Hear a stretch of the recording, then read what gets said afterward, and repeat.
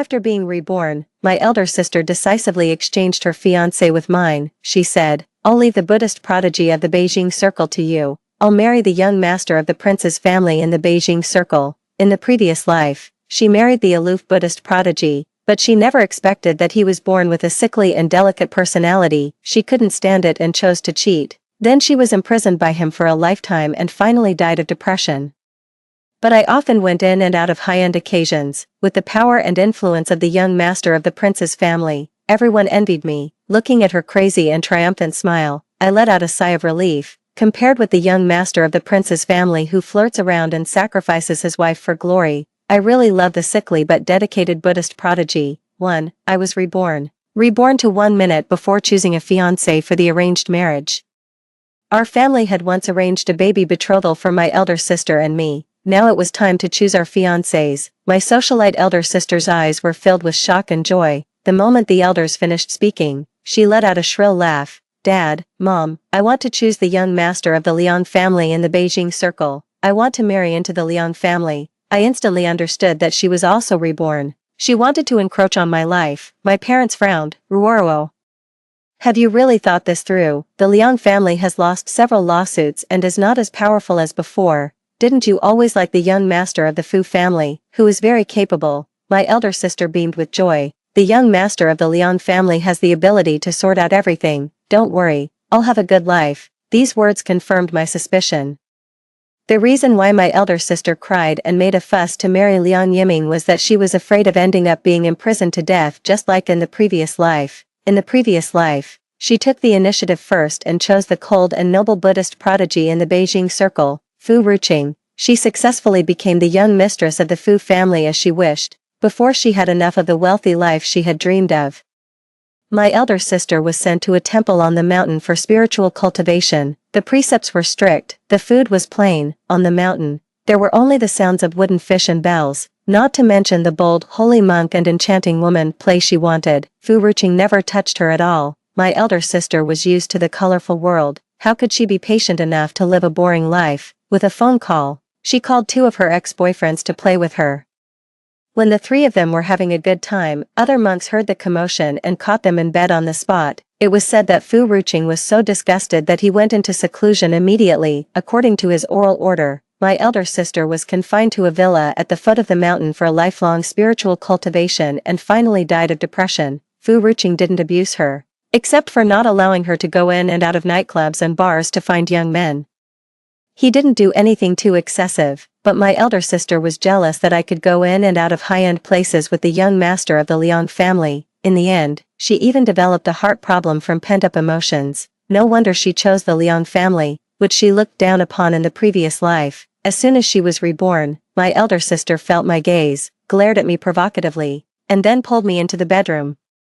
"Don't even think about snatching the young master of the prince's family in the Beijing circle from me. Otherwise, don't blame me for killing you with my own hands." Pretending to be kind-hearted, I said, "But the Liang family is facing difficulties now. Does sister really want to sacrifice herself?" My elder sister raised her chin haughtily and had a contemptuous expression. "It's none of your business. The Liang family will thrive." After saying that, she pushed me and said, "You'd better care about yourself. I hope you can stand the life of a nun who lives like a widow for the rest of your life." Looking at her swaggering away, a smile reappeared on my face. Does she really think that the Liang family's resurgence depends on Liang Yiming, who is proficient in eating, drinking, whoring, and gambling? Liang Yiming is the kind of person who can send his own wife to someone else's bed with his own hands. Compared with the young master of the prince's family who flirts around and sacrifices his wife for glory, I really love the sickly but dedicated Buddhist prodigy. 2. Although my parents were helpless, they still agreed to my elder sister's choice. Then they turned their gaze to me. "Tan, since your elder sister wants to marry into the Liang family, you will marry into the Fu family." They didn't give me a chance to object and casually finalized my marriage. My elder sister gloated. While putting on a thick nightclub makeup for herself, she sneered, "Lin Tan, just accept your fate. Be careful that you'll be tied to a meditation cushion and have to kowtow for the rest of your life." I leaned close to her ear and whispered, "Sister, I wish you won't be tied to the bed with chains and have to accompany guests nonstop in the future." She thought that exchanging marriages could exchange lives. Little did she know that the right to choose in life lies with oneself. Not with a certain man. My elder sister was stunned. When she realized what I said, she wanted to slap me. I smiled and stepped back, putting on a decent smile. Mom, it's getting late. Didn't you say you've called Ruching? He'll come to pick me up soon. I'm going to change my clothes. After finalizing the marriage partners, my parents informed the Fu family and the Liang family respectively and euphemistically suggested that it would be best to cultivate some affection. The Fu family was only half an hour's drive from my home. Fu Ruqing said he would come to pick me up and go for a walk. As for Liang Yiming, he was probably indulging in some nightclub now, drunk and dreaming of a life of pleasure. He didn't even answer a single call. My elder sister's face changed slightly. She stared at me intently, wishing she could poke a hole in me. When I came out after changing my clothes, Fu Ruqing had also arrived. He sat beside my parents, expressionlessly discussing the details of the engagement ceremony preparation. He had a tall and straight nose, outstanding facial features. He was more good-looking than the celebrities on TV, and he exuded an air of calmness like a deep stream. No wonder my elder sister fell in love with him at first sight in the previous life. As soon as my elder sister saw Fu Ruqing, she was immediately fascinated. Her eyes almost stuck to him. Fu Ruqing changed to a position farther away from her, as if avoiding something dirty. The bright crystal lights illuminated his expression, but they couldn't light up those dark eyes, which showed no trace of light. My elder sister was so scared that she shuddered. Just as she was about to make up for it, I interrupted. Sister, what are you talking to my fiancé about? Hearing the word fiancé, my elder sister and Fu Ruqing both looked up at me. My elder sister's expression was beyond description. She seemed to want to devour me alive, but Fu Ruqing just looked at me quietly, and a trace of inexplicable emotion flashed in his black eyes. I stepped forward and naturally took his arm. Mr. Fu, I'm ready, let's go. Fu Ruqing's gaze shifted to the hand holding his arm, and he replied with a faint mm. It was not until we reached the car that I let go of his arm and said sincerely, Mr. Fu, thank you. My parents were bent on selling me as capital, and I had already had enough of this suffocating home. If Fu Ruqing hadn't come to pick me up, I would never have been able to escape from their clutches. Why are you thanking me? Aren't we fiancés? Fu Ruqing looked at me quietly. His gaze made me feel a little at a loss and a little flustered. Okay, what's mine is yours. You're welcome. Haven't you had dinner? I'll take you to a restaurant. Touching my slightly empty stomach, I nodded. I had thought that Fu Ruqing would take me to a vegetarian restaurant or something, but unexpectedly, he drove me to a Western restaurant. It was the one I usually liked to eat at the most. Mr. Fu, did we go the wrong way? I couldn't help but put my hands together. This is a sin. Isn't this defiling his belief? But Fu Ruqing shook his head. It's okay. Buddhism emphasizes only cultivating oneself. I've already eaten at home. Just order whatever you want to eat. I couldn't decline. After sitting down, I ordered a salad and spaghetti with vegetarian sauce. Fu Ruqing said, Is that all you're going to eat? I nodded. This is enough. I'm not picky about food. In fact, after experiencing the days in the previous life when I was tied up like a dog by Liang Yiming, it's already good enough to have something to eat. Fu Ruqing looked at me, and I didn't know what he was thinking. After I finished eating and put down the knife and fork, he calmly said, After we get married, please be sure to remain loyal to the marriage and fulfill your marital obligations. I will give you everything you want. Marital obligations. My mind went blank, and I blurted out without thinking, Aren't you a monk? Fu Ruqing corrected me. I'm a lay Buddhist. I silently complained. Then why do everyone call you the Buddhist prodigy? I thought. I didn't know if it was an illusion, but I saw him smile. My heart suddenly started pounding. Somehow, I reached out and touched his eyebrows and eyes. The moment my fingers touched his skin, I realized what I had done and quickly withdrew my hand, but it was a step too late. Fu Ruqing was stunned and instinctively grabbed my hand, holding it tightly and refusing to let go. I'm really sorry. I felt desperate and wished I could slap myself twice. Lin Tan, how could you be bewitched by a man's appearance and do such a crazy thing on impulse? Fortunately, Fu Ruqing didn't care about my abruptness. His lips moved slightly. It's okay. When he sent me back home, we both tacitly forgot what had just happened. Before getting out of the car, I joked, Mr. Fu, I heard that Buddhism emphasizes the word fate. In your opinion, do we have fate? I thought he wouldn't answer this question. Unexpectedly, he nodded and said calmly, Yes, it started from the previous life. It was my turn to be silent. How could I have had a relationship with him in the previous life? The unbearable experiences of the previous life are still vivid in my mind. A person can't forget important things, just like one can never forget hatred.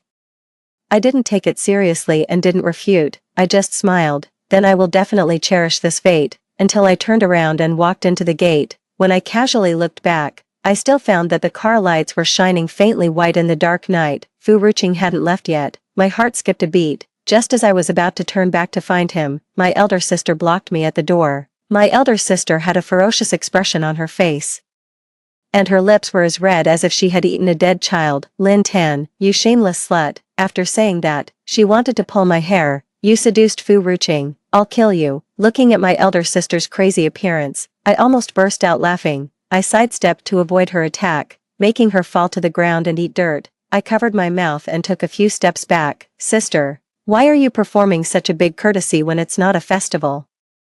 Although the Fu family has power and influence, you don't have to fawn on me like this, do you? Every word hit her right in the heart. The reason why my elder sister chose the Liang family was that she was blinded by the apparent wealth and prosperity. In her heart, she still regarded Fu Ruqing as her own possession and was daydreaming about having the best of both worlds. Not to mention that I'm Fu Ruqing's fiancé in this life. Even if I were an insignificant stranger, I wouldn't stand by and watch a person like my elder sister harm good people. After laughing enough, I continued, are you feeling lonely at home? You can go to bars and nightclubs more often. Maybe the young master you've been longing for is dancing in some singing and dancing hall. My elder sister didn't know the true nature of Liang Yiming. Thinking that I was belittling her fiancé, she had a look of hatred on her face. Shut up. Do you even deserve to be compared with me?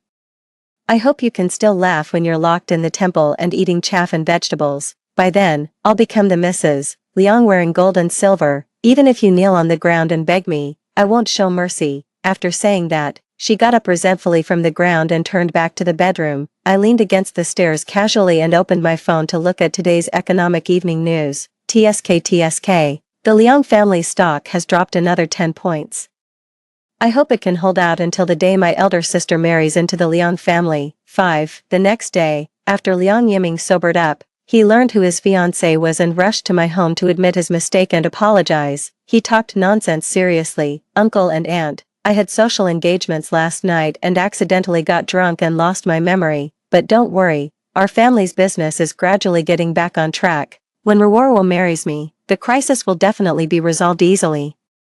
I rolled my eyes silently. The debt crisis will of course be resolved easily. In addition to the dowry worth tens of millions that can relieve the urgent need, Liang Yiming will also force his future wife to accompany guests and drink, satisfying the perverted tastes of the upper class. For those in the upper class, it's not difficult to find young and beautiful girls to torture. The difficult thing is to find playthings from a higher social background. Perhaps only in this way can they enjoy the so-called pleasure of conquest. In the previous life, Liang Yiming seized the opportunity and sent me out as a favor, making me suffer a lot of abuse. Finally, he got the opportunity to turn the tables. The high-end banquets that seemed so glorious in my elder sister's eyes were just the entrances that pushed me into the abyss again and again.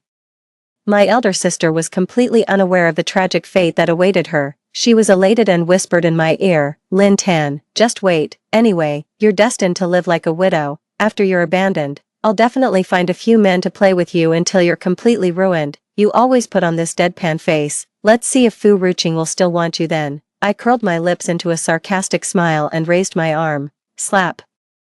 I interrupted my elder sister's endless cursing and also interrupted the conversation between Liang Yiming and my parents in the living room. The slap directly stunned my elder sister, and she burst into tears. Dad, Mom, and my dear, look, Lin Tan is bullying me. My father comforted my elder sister and then said sternly, Tan Tan, what are you doing? Hurry up and apologize to your elder sister. My parents have always been partial to my elder sister. In the previous life, when they saw that I was in a desperate situation, they not only refused to take me home but even mocked me. A married daughter is like spilled water. You have to do whatever Liang Yiming asks you to do. If you want to be clean, then go and die. Won't everything be clean if you're dead? However, when my elder sister was caught cheating, my parents rushed to the Fu family in a hurry to plead for mercy. Although it was ultimately ineffective, the contrast was really disheartening.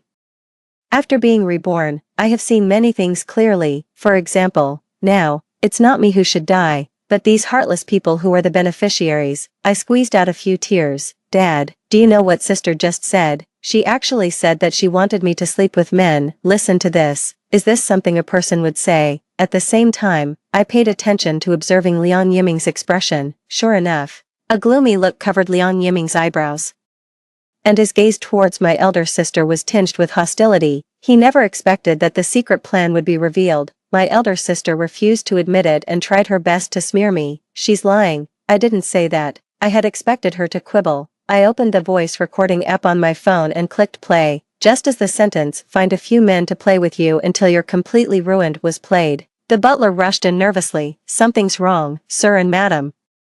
Young Master Fu suddenly arrived. I couldn't stop him no matter how hard I tried, and he has already barged in. Fu Ruqing's figure was bathed in the morning sunlight, as if surrounded by a layer of sacred and inviolable holy light. However, his eyes were extremely cold, especially when he heard the last sentence of the recording. He gave everyone a cold and indifferent glance. My parents were sweating profusely and quickly greeted him. "Ruqing, you should have told us in advance that you were coming, so that Tantan could go out to welcome you." Fu Ruqing avoided their affectionate touches and said straightforwardly, "There's no need for pleasantries. What I want to ask is what Lin Rua just said. Ask her to repeat it." If Liang Yiming's mood was one of being angry and ashamed just now, now he was filled with both fear and shock. He put on an innocent look and said with an embarrassed smile, "Mr. Fu, it's all a misunderstanding.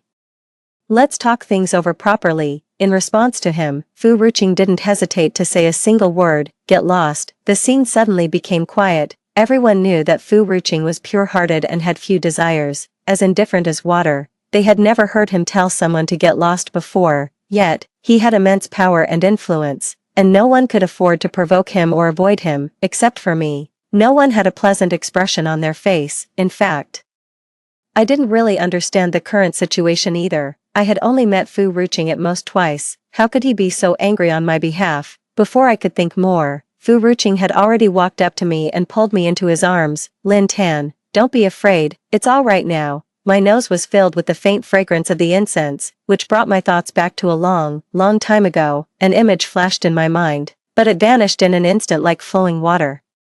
I tried to break free from his embrace, but unexpectedly, Fu Ruqing pressed me back, so I could only mumble in his arms, "It's okay, I'm fine now." No matter what Liang Yiming and my elder sister said or did, I wouldn't be easily played by them anymore. How could a person who climbed out of hell be easily swayed by the words of scum? I smiled and looked at my elder sister. "Sister, I presented the evidence, so shouldn't you apologize?"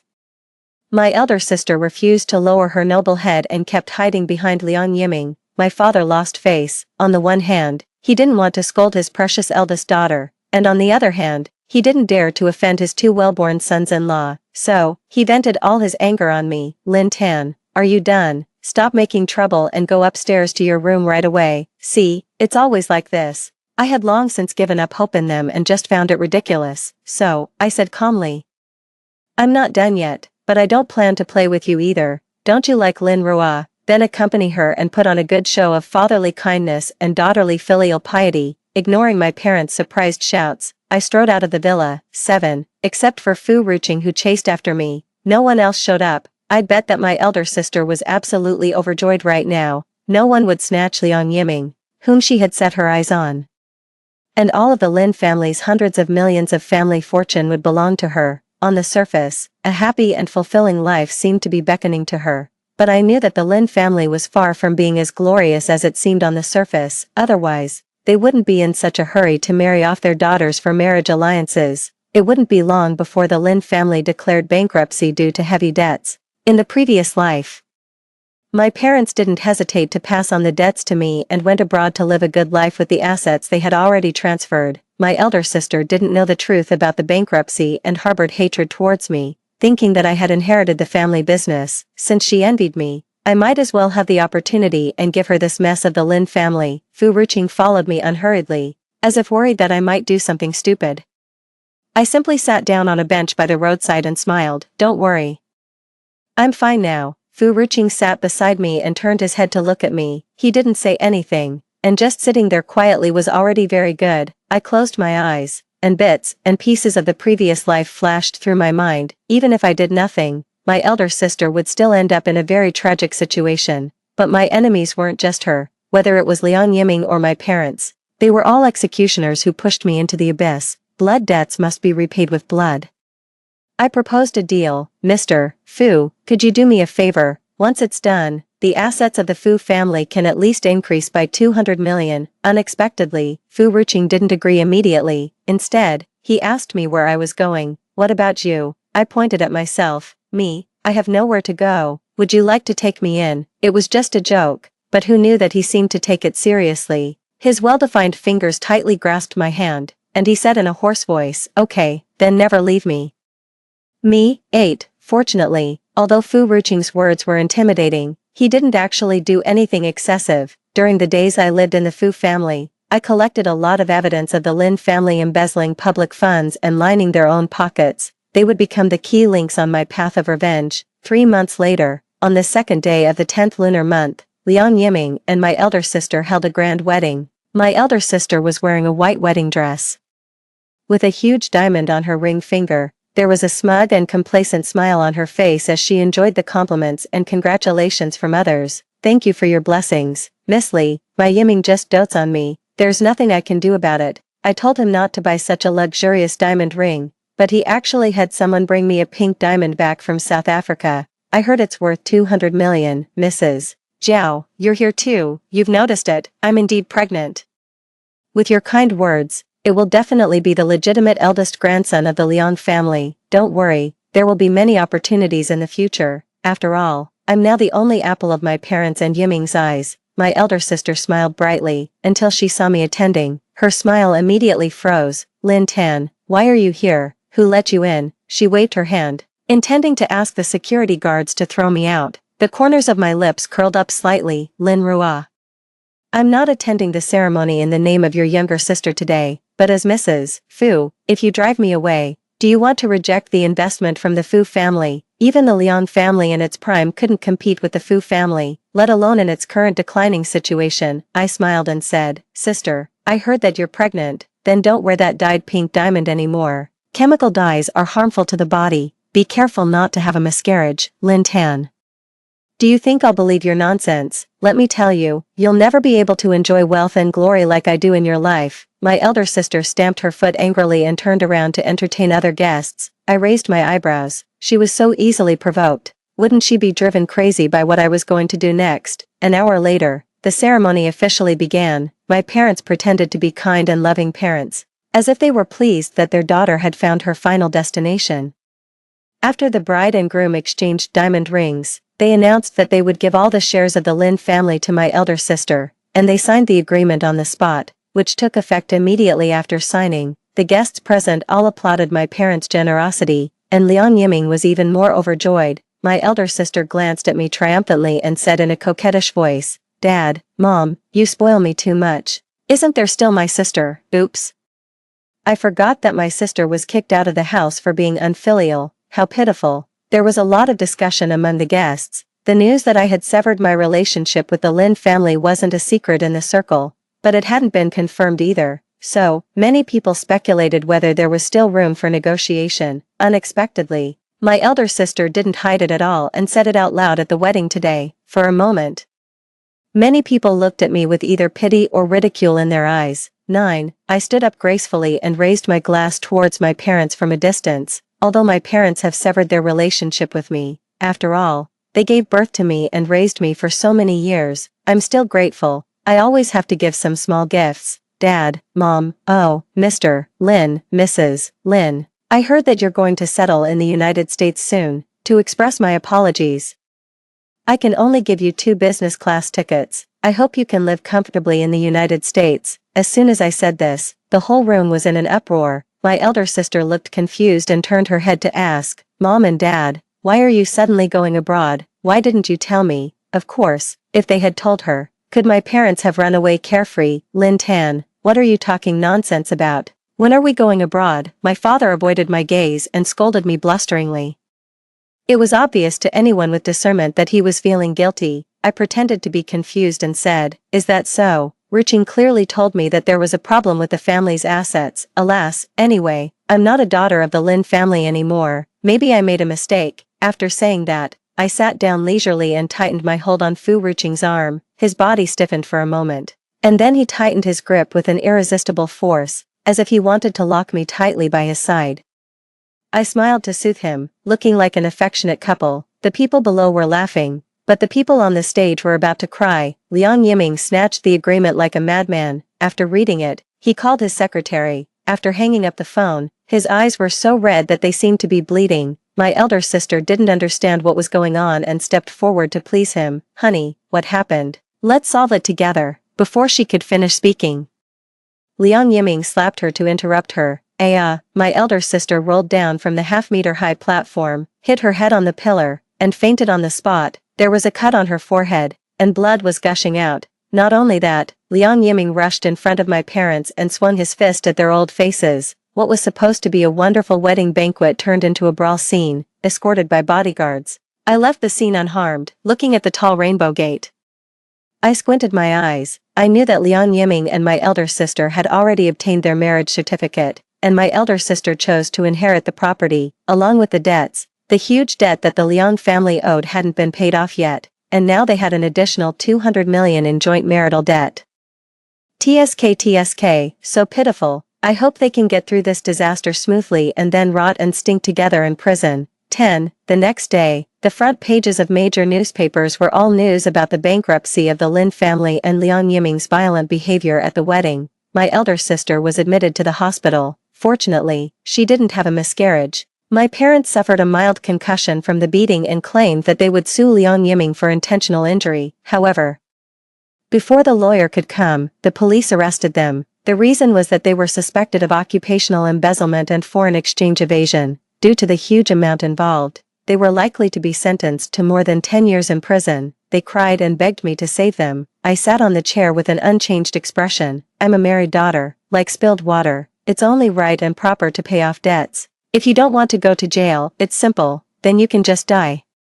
Everything will be clean if you're dead. It was the same words as in the previous life, but the difference was that I had become the one who controlled their fate. Lin Tan, you ungrateful wretch. If I had known this, I should have strangled you to death when you were born. My mother cried and roared. I tilted my head. Very well. There's one more charge for going to jail. Bodyguards, take Mr. and Mrs. Lin to the police station and say that they're suspected of attempted murder. My parents were dragged out the door, and their cries gradually faded away. Fu Ruqing walked up to me and looked at me with a complicated expression. I took his hand and pressed it against my face. Do you think I'm bad? I can even be so heartless towards my own parents. According to Buddhist teachings, people like me should go to hell, Fu Ruqing said in a low voice. No, his lips pressed against mine. They were a bit cold, but they gave me infinite strength. You're saving yourself. Saving myself. People like me can either destroy themselves or destroy their enemies. Do I even deserve to turn over a new leaf? After dealing with my parents, I went to the hospital. The ward was filled with the strong smell of disinfectant, which was pungent and choking. My elder sister was lying in the hospital bed, and there wasn't even a caregiver by her side. I casually picked up the apple on the table and started peeling it while chatting. Sister, how pitiful you are. Mom and Dad are really something. They actually transferred the shorted company to you, and your husband is absurd too. Isn't it just taking on an additional 200 million in debt out of the blue? Is it necessary to hit people in public? My elder sister gritted her teeth so hard that sparks seemed to fly. She itched to eat my flesh and drink my blood. Bitch, you knew everything all along, didn't you? You framed me. I smiled. You chose your husband, and you signed the documents yourself. I didn't do anything from beginning to end. It's just that you brought this upon yourself. Don't be so complacent. The Liang family has a big business. Sooner or later, they will avenge this humiliation. And I'm pregnant with Liang Yiming's child now. Once he's born, I'll be the legitimate Mrs. Liang. My elder sister kept stroking her belly, not sure if she was threatening me or comforting herself. My gaze fixed on her slightly swollen belly, and I shrugged. I hope this child can bring you wealth and glory. I forgot to remind you, some people really like the pregnant woman play. I hope you and your child can withstand such intense activities. My elder sister frowned. What do you mean? You live a life like a widow, so don't meddle in other people's married life. I turned around and smiled. Then I wish you a stimulating and enjoyable sex life, Mrs. Liang. 11. The next time I saw Liang Yiming was at a dinner party a month later.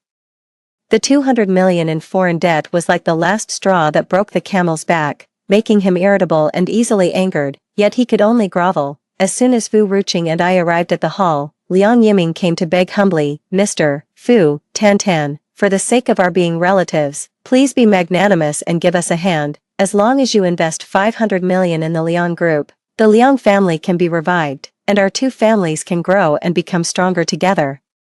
Fu Ruqing seemed not to have heard his voice and kept his eyes fixed on my reaction. I covered my lips and chuckled. "Brother-in-law, we're family, so we don't need to stand on ceremony. Lin Rua is my biological elder sister. Of course I want to help you, but you also know that my parents severed their relationship with me because of her, and my heart is really cold." When Liang Yiming heard my elder sister's name, his eyes turned scarlet.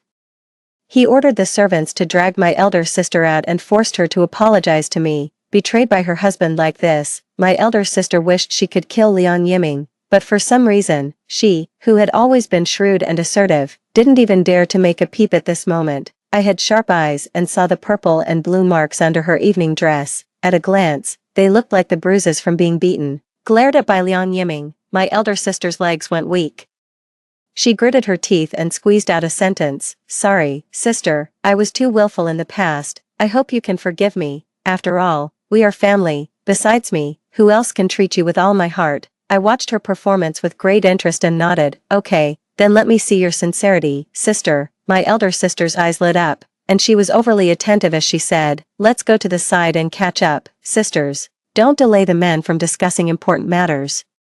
Fu Ruqing said in a deep voice. "Lin Tan." I winked at him, turned back to my elder sister, and said, "Since sister has spoken, let's go." When we arrived at the bedroom on the second floor, my elder sister closed the door and somehow brought out a glass of red wine. "Sister, let's bury the hatchet with a glass of wine." Seeing the wine glass brought to my lips, I took it and said with a half smile, "You want me to drink it?" A trace of panic flashed in my elder sister's eyes, and her gaze kept wandering towards the balcony. "Pregnant women can't drink alcohol, so of course you're the only one who can drink it," I sneered, raised my arm, and then splashed all the wine on her face. My elder sister was caught off guard and splashed all over her face. She covered her face and let out a scream.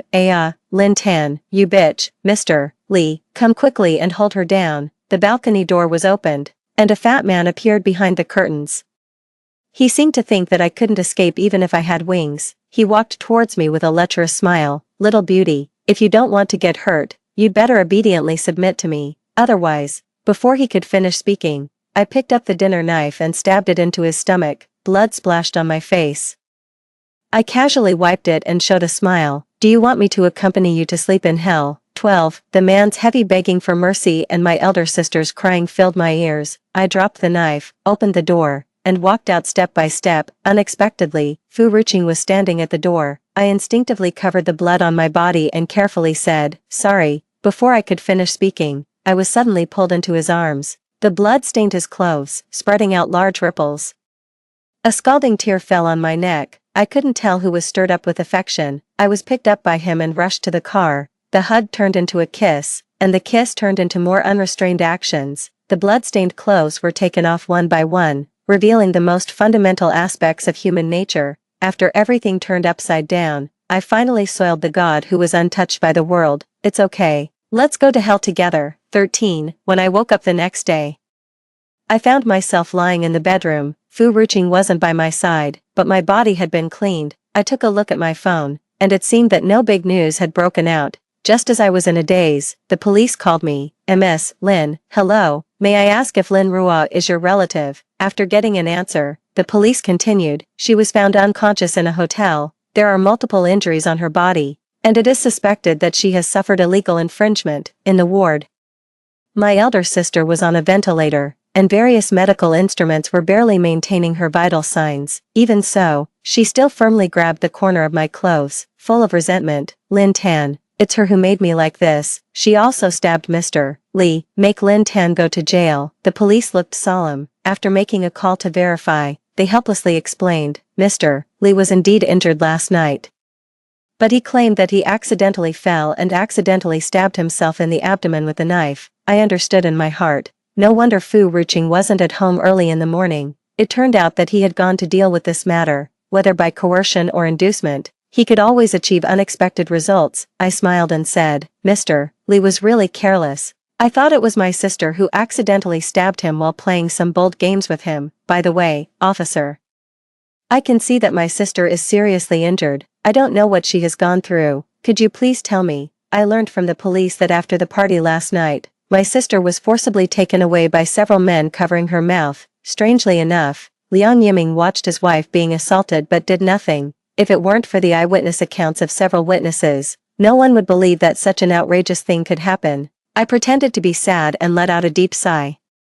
My brother-in-law is being naughty again. You know, the economic situation of the Liang family hasn't been good recently. I didn't expect him to really set his sights on my sister. It's really a sin. The words were half true and half false, but they were enough to provide the police with a new direction. The police took their leave and prepared to investigate the criminal facts of Liang Yiming, and I stayed in the ward, reached out, and patted my elder sister's face. Sister, does it feel good to marry Liang Yiming? My elder sister widened her eyes in disbelief. You.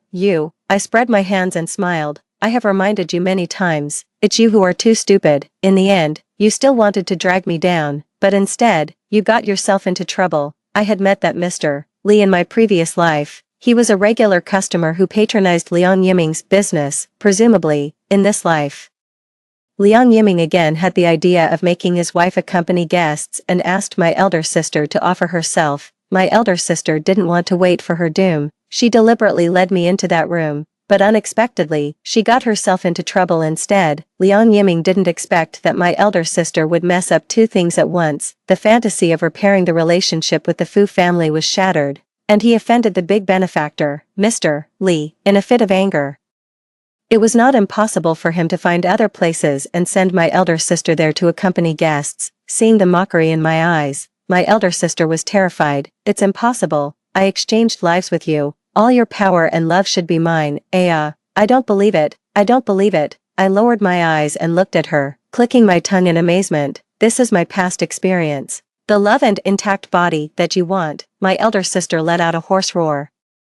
And upon careful listening, she was actually calling Fu Ruqing's name. She struggled so violently that she accidentally pulled out the tube inserted into her body. I curled the corners of my lips and kindly called the nurse for her. My elder sister still had a long life ahead of her, long enough for her to have enough time to reflect on her failed life. 14. After Liang Yiming was taken back by the police for investigation, the Liang family's stock was like a roller coaster that had reached its peak and quickly plummeted. Those former benefactors not only didn't help but were afraid of getting themselves into trouble.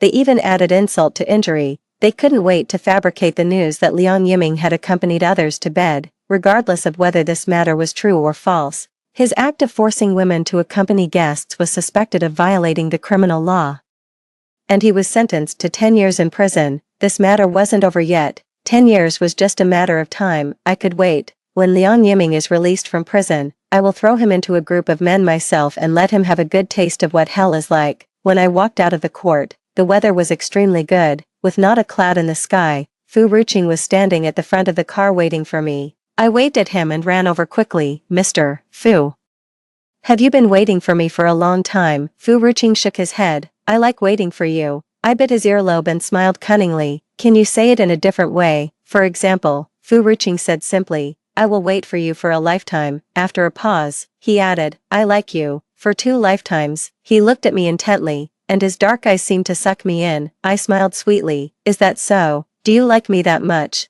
To explain clearly, he moved his lips. But I stood on tiptoe and kissed him. In this life, there is enough time for us to be together, and I will wait for the answer I want. Extra chapter. From Fu Ruqing's perspective, I have never told anyone that I met Lin Tan in my previous life, not just once. The first time we met was at her wedding with Liang Yiming. Clearly, the surroundings were bustling with noise and the gongs and drums were resounding, but there was not the slightest trace of joy on her face. She was only 22 years old, in the prime of her life, but she was like a withered tree whose fire had been extinguished. She seemed to be the fuel that made the Lin family prosperous. 5 years passed by in a flash. After experiencing Lin Rua's infidelity and Lin Tan's parents fleeing abroad with the money, the prestigious Lin family finally collapsed. I would occasionally think of Lin Tan. I wondered how she would cope with the situation when the birds flew away and the forest was deserted. I thought that the Liang family should protect her. After all, they had once been a wealthy family and wouldn't be too harsh on a helpless woman. Unexpectedly, I would find Lin Tan, bruised and battered, on my way back to the mountain. It was pouring with rain that day. I didn't know how she fainted on the mountain road, and her body was soaked in blood. There was a medical station on the mountain. I took her back for an examination and found that the injuries on her body were far beyond my imagination. Moreover, she was blind. According to the doctor, it was due to a retinal detachment caused by external force. My heart shook. Although I didn't know what Lin Tan had gone through these years, I understood that I definitely couldn't hand her back to the Liang family. When she woke up, she looked at me with empty eyes. Although I knew she couldn't see, I couldn't help feeling a little nervous. Lin Tan sniffed and said, "It's the smell of incense. This should be a temple, right? Did you save me, little master?" I let out an She had only met me once and had never spoken to me before, so it was normal that she didn't remember me. After hesitating for a while, I slowly said, "Your eyes." "My eyes are blind. Fortunately, I'm still alive. It's a blessing and misfortune." Lin Tan blinked at me, as if smiling, but I could clearly feel that she was crying. "Well, then you can stay here for now. There will usually be volunteers and lay Buddhists to take care of you." Unexpectedly, Lin Tan said, "Thank you, little master. You monks are truly kind. You even saved someone as dirty and ignorant as me. How can I repay you?" I was at a loss for words and fled in a hurry. With the influence of the Fu family in Beijing, it was easy to find out the evil deeds that Liang Yiming had done over the years. A thin document recorded all kinds of incidents in which Lin Tan was humiliated and trampled on. For the first time, I had the intention to kill someone. It wasn't just because he disregarded human ethics and did heinous things, but also because he had done such unforgivable things to Lin Tan. Liang Yiming deserved to die, and the Liang family really deserved to be destroyed. When I finished dealing with this matter and returned to the mountain, I saw Lin Tan sitting on the meditation cushion in a daze. She had never kowed out or burned incense, and there was no sign of her reverence for gods and Buddhas. I was already used to it and walked past her without changing my expression. Unexpectedly, she suddenly called me, "Little master, did you break the precepts when you went down the mountain?" "Why do you ask that?" She smiled and said, "Because I can smell the smell of blood on you." The sense of smell of a blind person is very sensitive. I paused. "No." Lin Tan nodded, deep in thought. 2 days later, she actually sneaked down the mountain by herself and then stumbled back with more injuries.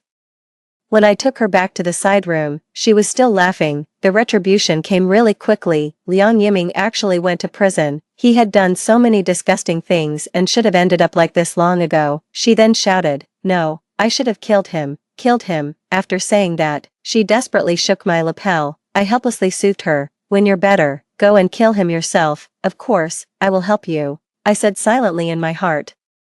I knew that I had broken the precepts, so it didn't matter if I broke them one more time. But Lin Tan ultimately didn't hold on until the day Liang Yiming was released from prison. Her body had suffered too much torture, like a campfire whose firewood was gradually being removed, and it could never return to the bright moments of the past. Lin Tan leaned against me, gasping for breath with difficulty. "Thank you, little master. Thank you for taking me in. I'm really happy."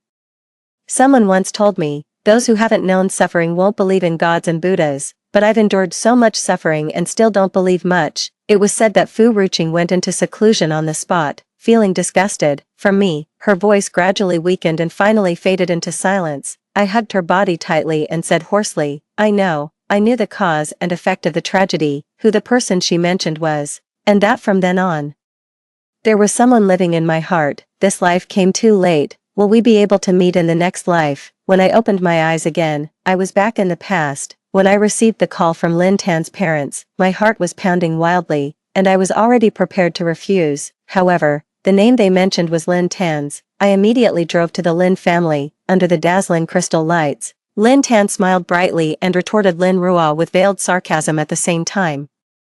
I couldn't help but look at her, and I also wanted her to keep looking at me. There would be no more filthy things coveting my person. Those who had hurt her deserved to die, whether it was the bankruptcy of the Lin family or the collapse of the Liang family. I had a hand in it. Next, I dealt with Liang Yiming, Lin Ruo, and that man surnamed Li one by one. I won't let them die easily, because sometimes living is more painful than dying. That night, I was finally able to hold Lin Tan in my arms openly.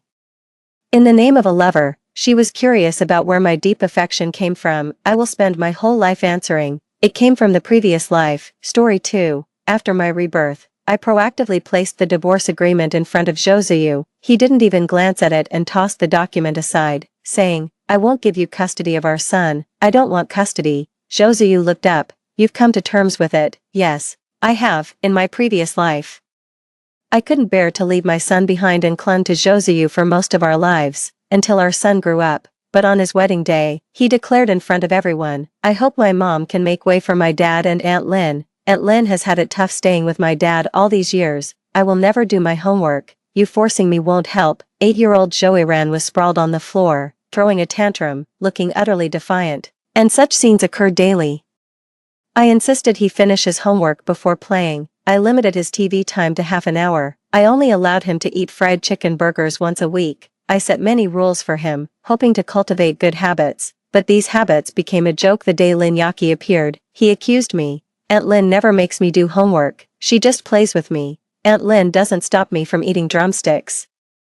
She says boys need to eat more to grow tall. I don't like you at all." I wish Aunt Lin could be my mom. Even though I was heartbroken to hear these words in my previous life, I chose to forgive him. I thought he was just too young to understand, and that he would appreciate my intentions when he grew up. I still pushed him to study hard, to exercise, and to eat well. As an adult, he graduated from a prestigious university, started his own company, and married a well-matched wife. On his wedding day, the host asked him to thank his parents. In front of all the guests, he said to me, "I hope you can make way for my dad and Aunt Lin, who has been with my dad for so many years." Lin Yaki cried like a fountain below the stage. It seemed as if the hardships she endured over the years were all worth it at that moment. And I, standing on stage, appeared redundant and foolish. "Mom, you forced me to do things I didn't want to do since I was a child. If it weren't for Aunt Lin's quiet warmth and encouragement behind the scenes, I would have been ruined. You and Dad had no marital affection left. Why keep occupying this position, making everyone unhappy?" I don't know how I managed to leave Joiran's wedding in such a daze. All I knew was that after I walked out of the hotel, I was hit by a car due to jaywalking and then unexpectedly reborn, watching my mischievous son at this moment. I nodded. "Okay, no homework." Joiran, lying on the ground, looked up at me in surprise. "Are you serious?" "Of course," I said calmly. "Can I continue watching TV now?" "Not only can you watch TV, but you can also play on the tablet." "Can I eat chips while playing?" Joiran asked, pushing his luck. "Whatever you want." "Why are you suddenly so nice to me?" Joiran asked in surprise. I just smiled and said nothing. "An ungrateful wretch doesn't deserve my sincerity." "Is it because you're afraid I'll only like Aunt Lin in the future and not you?" Joiran said smugly. "Whatever you want in the future, I'll support it," I said deliberately, pausing between each word, "including your favorite Aunt Lin." After satisfying all of Joiran's unreasonable demands, he became increasingly uncontrollable. The first thing he did after coming home from school was to play on his tablet. He played during meals. He even slept clutching the tablet. If he stayed up too late and couldn't wake up, I wouldn't call him. I let him sleep until he woke up naturally. If he wanted to go to school upon waking, he could. If not, I wouldn't force him. I let him indulge in his favorite snacks. I've had enough of handling everything myself. Even the maid couldn't stand it anymore and kindly advised me, "Madam, by spoiling the young master this way, you're actually ruining him." "How could that be?" I retorted sarcastically. Forcing him to do things he dislikes would truly be the ruin of him. However, such days didn't last long before my son Joiran's unusual behavior started causing dissatisfaction at school. His homeroom teacher called me, saying that Joiran was being defiant in class, unabashedly telling the teacher, "My parents don't bother with me. What right do you have to do so?" "I'm sorry, I really can't control him. If there's any issue, please contact my husband instead." I gave the teacher my husband's number. After hanging up, I continued with my beauty treatment. When I finished my beauty treatment and returned home, I found Joseu, who rarely comes home, standing in the living room. His face looked extremely unpleasant, his voice tinged with sarcasm. "Shinshi, your tactics are getting more sophisticated, using our son to force me to come back." I did indeed want Joseu to come back. After all, calling him was useless. I can't remember when Joseu and I started having such a hostile relationship. We were clearly in love freely, married voluntarily, shared hardships, and started a business together. Once the company stabilized, I stepped back to focus on supporting my husband and raising our child. I devoted too much energy to our son, and by the time I realized something was off with Joseu, he had already emotionally strayed. His attention was on Lin Yaki, a 20-year-old intern at the company. Youthful and delicate, I accidentally saw the messages between Joseu and her. Joseu wrote, "You remind me of my wife when she was young. She was as lovely and delicate as you." And now, Lin Yaki asked, sending a curious and cute emoticon. Now, she's gotten plump, and sometimes being intimate with her feels a bit sickening. I never expected to be perceived that way by Josuyu. That incident enraged me like never before. Feeling deeply insulted, I insisted on a divorce. Josuyu didn't agree, explaining it was just harmless flirting and told me not to overreact. Both our parents tried to persuade me, mentioning our 2-year-old child, urging me to not hold it against Josuyu this time. Josuyu also swore he would not contact Lin Yaki again and immediately fired her to show his loyalty to me. Moreover, at that time, Josuyu indeed hadn't had a real affair with Lin Yaki. Eventually, I chose to forgive him. I even began to reflect on whether I had indeed focused too much on our child, thereby neglecting Josuyu and myself. As I tried to change, Josuyu physically cheated. As I was at the hospital caring for Joiran, who suddenly developed a high fever, I called Josuyu. He responded impatiently, "Enough, Shinshi, I'm just out for business entertaining. Stop finding reasons to force me back." Alone in the hospital with Joiran, I received a photo from Lin Yaki late at night. It was explicit. She said, "President Zhou says even if you lost weight, you'd still be ugly, not delicate and cute like me." That moment made me realize, once a man cheats, he cheats. There's no distinction between emotional and physical. Once again, I demanded a divorce. This time, Josuyu didn't refuse, but he insisted that Joiran must stay with him. At that point, for me, Joiran is everything in my life. I have poured all my love into him. He's only 3 years old, his world revolves around me. And without me by his side, he won't sleep until dawn. I can't bear to leave him. I've thought about fighting for custody in court, but I haven't worked for years and can't compete with Josuyu. Our marriage has been entangled like this. He never gave up on seeking custody. I've always insisted on having it. As time went by, Joiran grew up, and I seem to have gotten used to this broken marriage. Sometimes, getting used to something can be truly terrifying. I deeply despised Josuyu's infidelity, yet I ended up spending most of my life with him. Fortunately, fate gave me a chance to start over. I opened the drawer and calmly handed the divorce papers to Josuyu. When he saw the papers, he laughed sarcastically. "Shinshi, I thought you had come to your senses after all this time without making a fuss. What's this now? Isn't the money I give you each month enough?" "It's not enough," I replied. "How much do you want?" Josuyu asked generously. "Half of the company's assets." "What are you thinking, Shinshi? Have you lost your mind?" Josuyu was furious. "The company was founded together by us and belongs to our marital assets. I've consulted a lawyer, and I am rightfully entitled to half," I asserted. And then, Josuyu said impatiently, "Unless we divorce, all this remains marital property. So isn't that what I'm doing now?"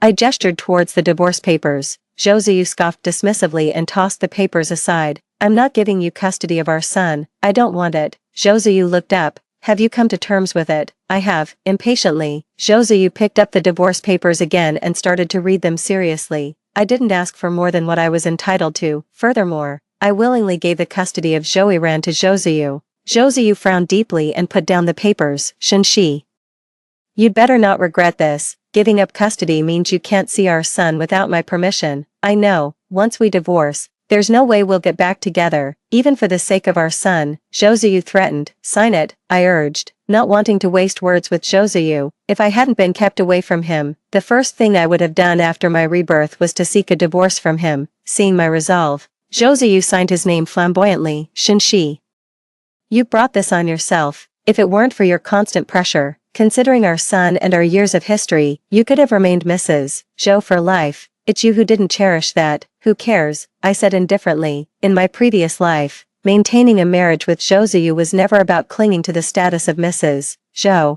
It was purely the bond of blood. "Pack your things and get out of my house," Josuyu said as he threw the signed divorce agreement at me.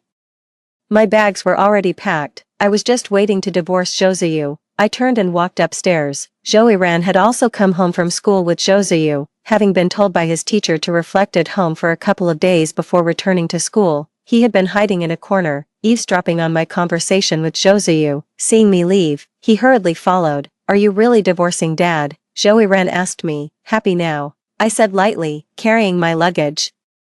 "No one will be there to boss you around anymore. You can do anything you want," I said softly. "Aren't you afraid that after you divorce Dad, no one will want you anymore?" He asked. "Who told you that no one would want me?" I asked with a laugh, looking at him. "Grandma and Dad both said it," Joiran replied calmly. "They said you're not good enough for Dad." that no one would want you after you divorce him, that you wouldn't dare to divorce Dad. I couldn't help but laugh. I had seen through Josue a long time ago. I didn't expect his mother to be the same. She always pretended to be a good person, complaining about her son in front of me, acknowledging how hard I worked raising the child. Turns out, behind my back, she just saw me as a free nanny for her grandson. But of course, it doesn't matter anymore. From now on, they are just irrelevant people. Just promise me you'll really stay out of my life, as well as Dad's and Aunt Lynn's.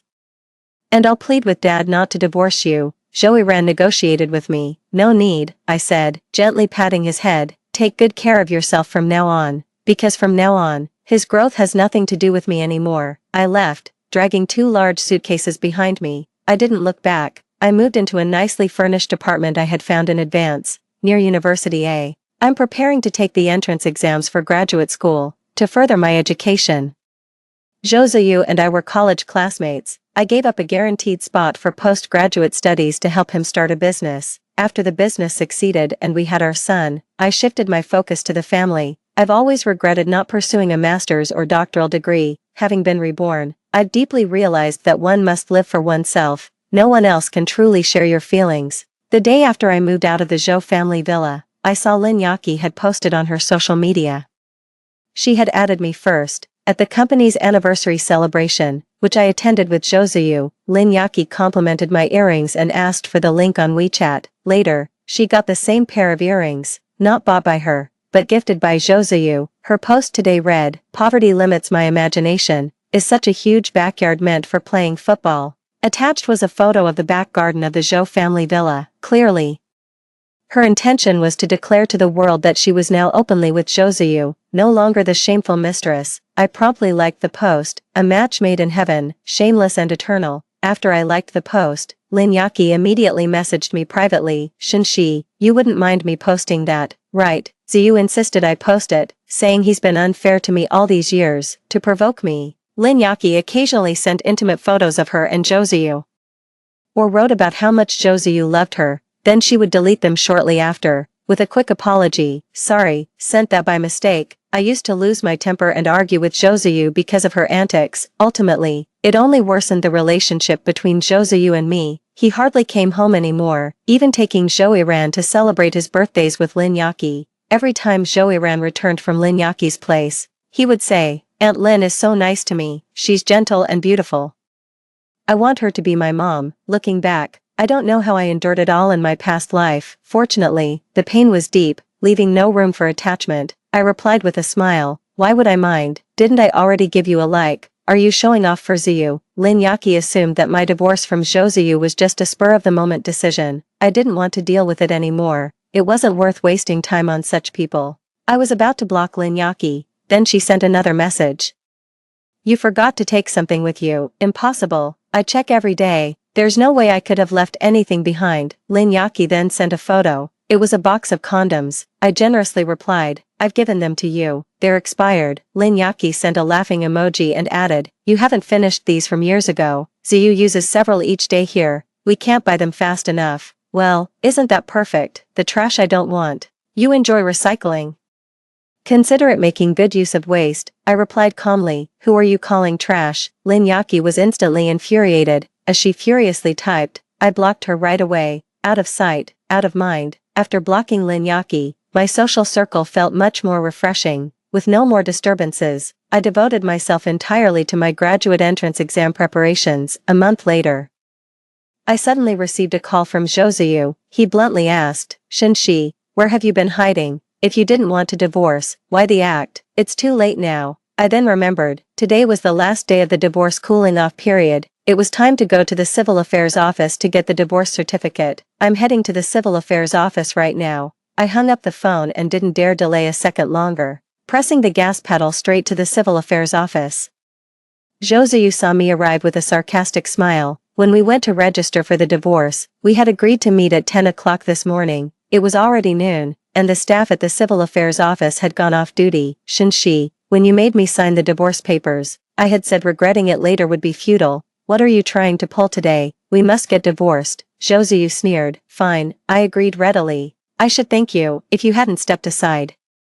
I wouldn't have known how well Lin Yaqi, despite her young age, could take care of children. When you looked after our son, it was chaos, but everything has been perfect since Lin Yaqi came, Zhouziyu boasted. Congratulations on marrying such a capable wife, I responded, still being tough. Zhouziyu said with disdain, let's see how long you can keep it up. When I received the divorce certificate, I breathed a huge sigh of relief.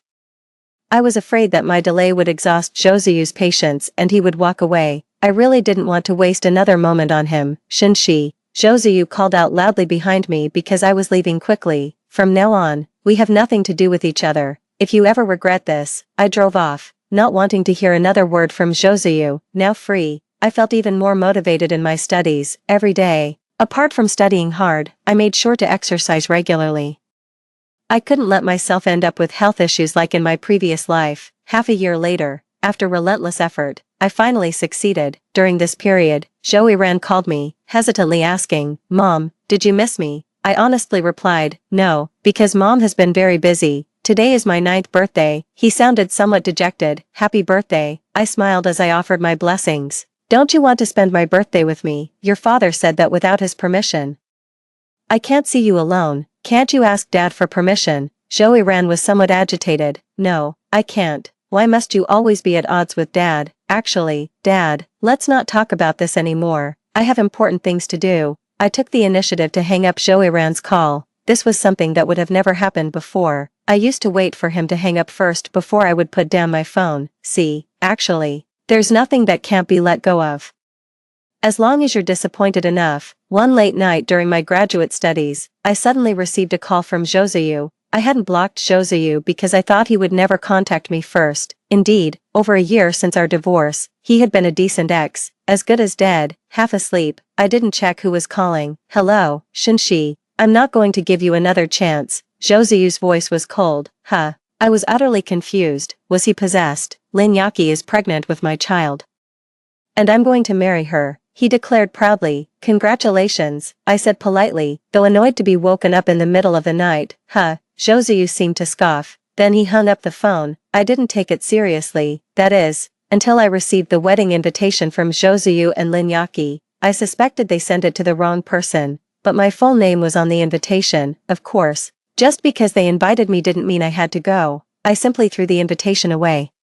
But then that day, Ran called me. Mom, why haven't you arrived? Arrived where? I hadn't caught on yet. At the hotel for Dad and Aunt Lin's wedding. I didn't say I was coming. But didn't Dad send you an invitation? I came early to save you a seat. Why aren't you coming?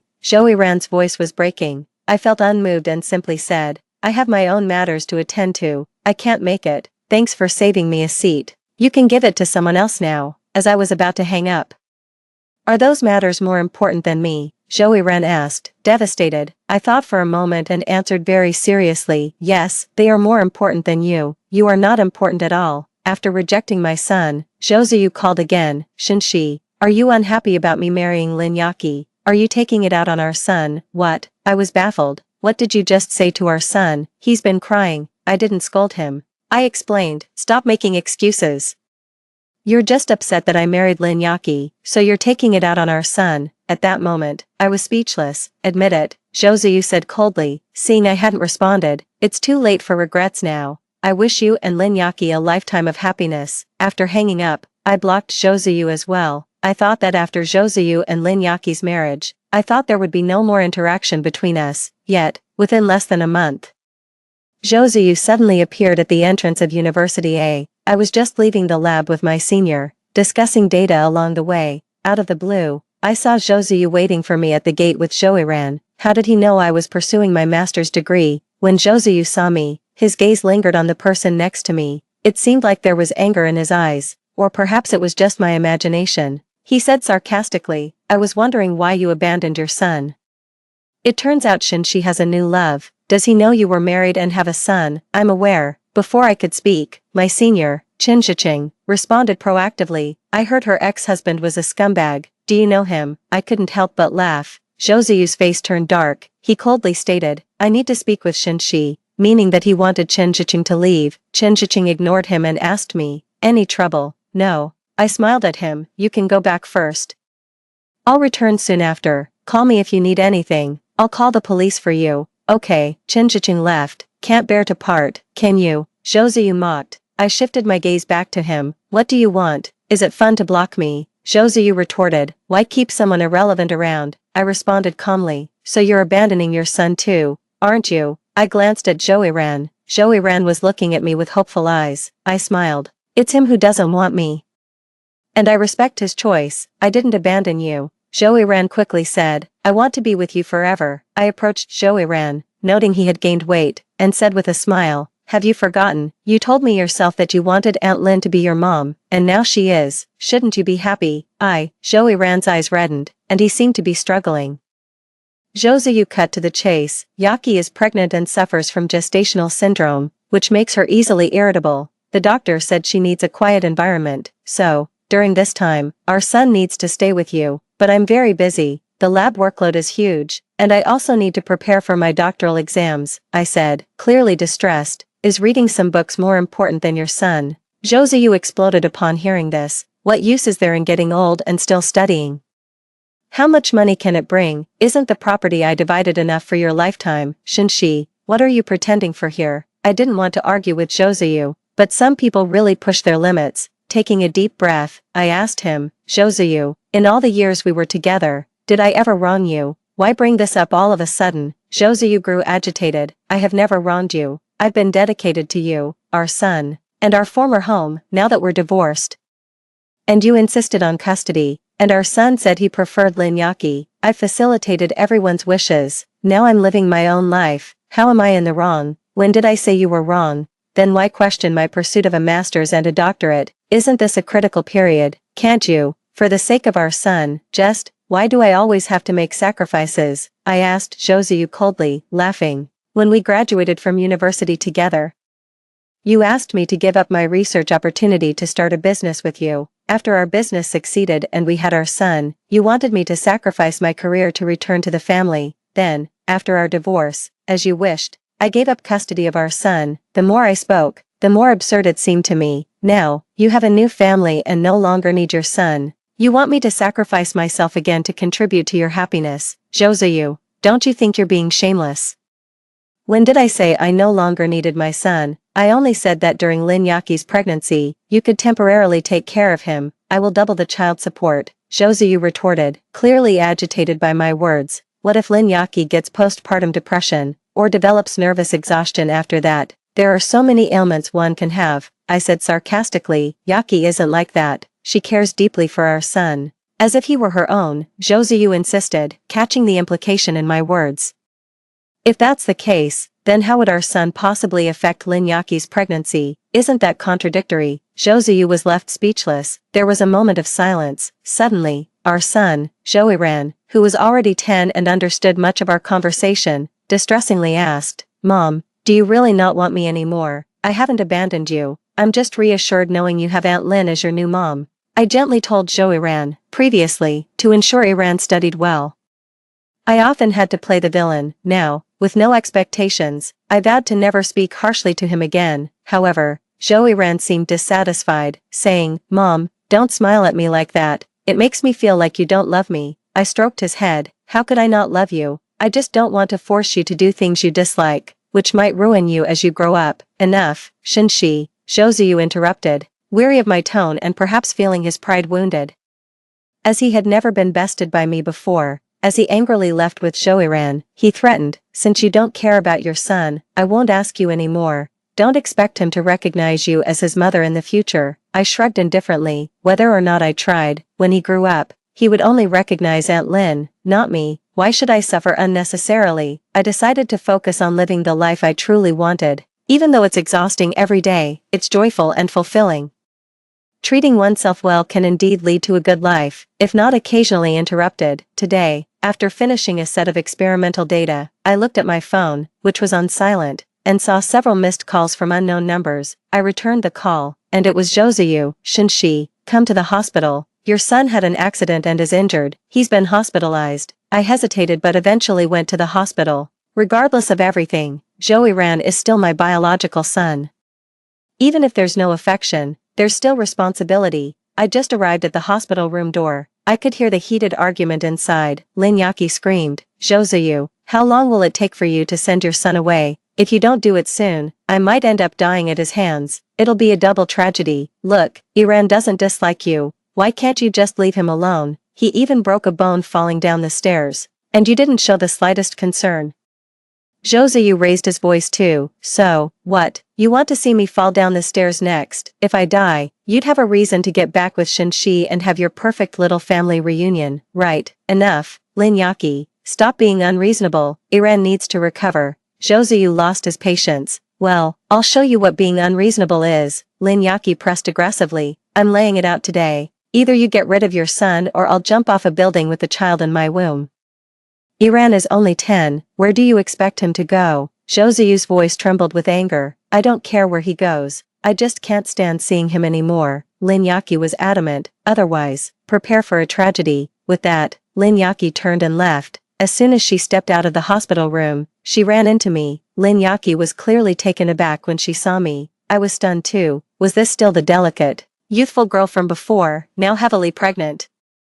She could easily be mistaken for an older expectant mother. It had been only 2 years. Shenxi, what are you doing here? Lin Yaqi was like a lit fuse, ready to explode at anyone. I heard from Zhou Ziyu that Iran was hospitalized, so I came to visit him. Are you here to see Zhou Iran or Zhou Ziyu? What? Trying to seduce Zhou Ziyu while I'm pregnant? Is she out of her mind? But her being irrational anytime and anywhere isn't surprising, though I hadn't seen Lin Yaqi in the past 2 years.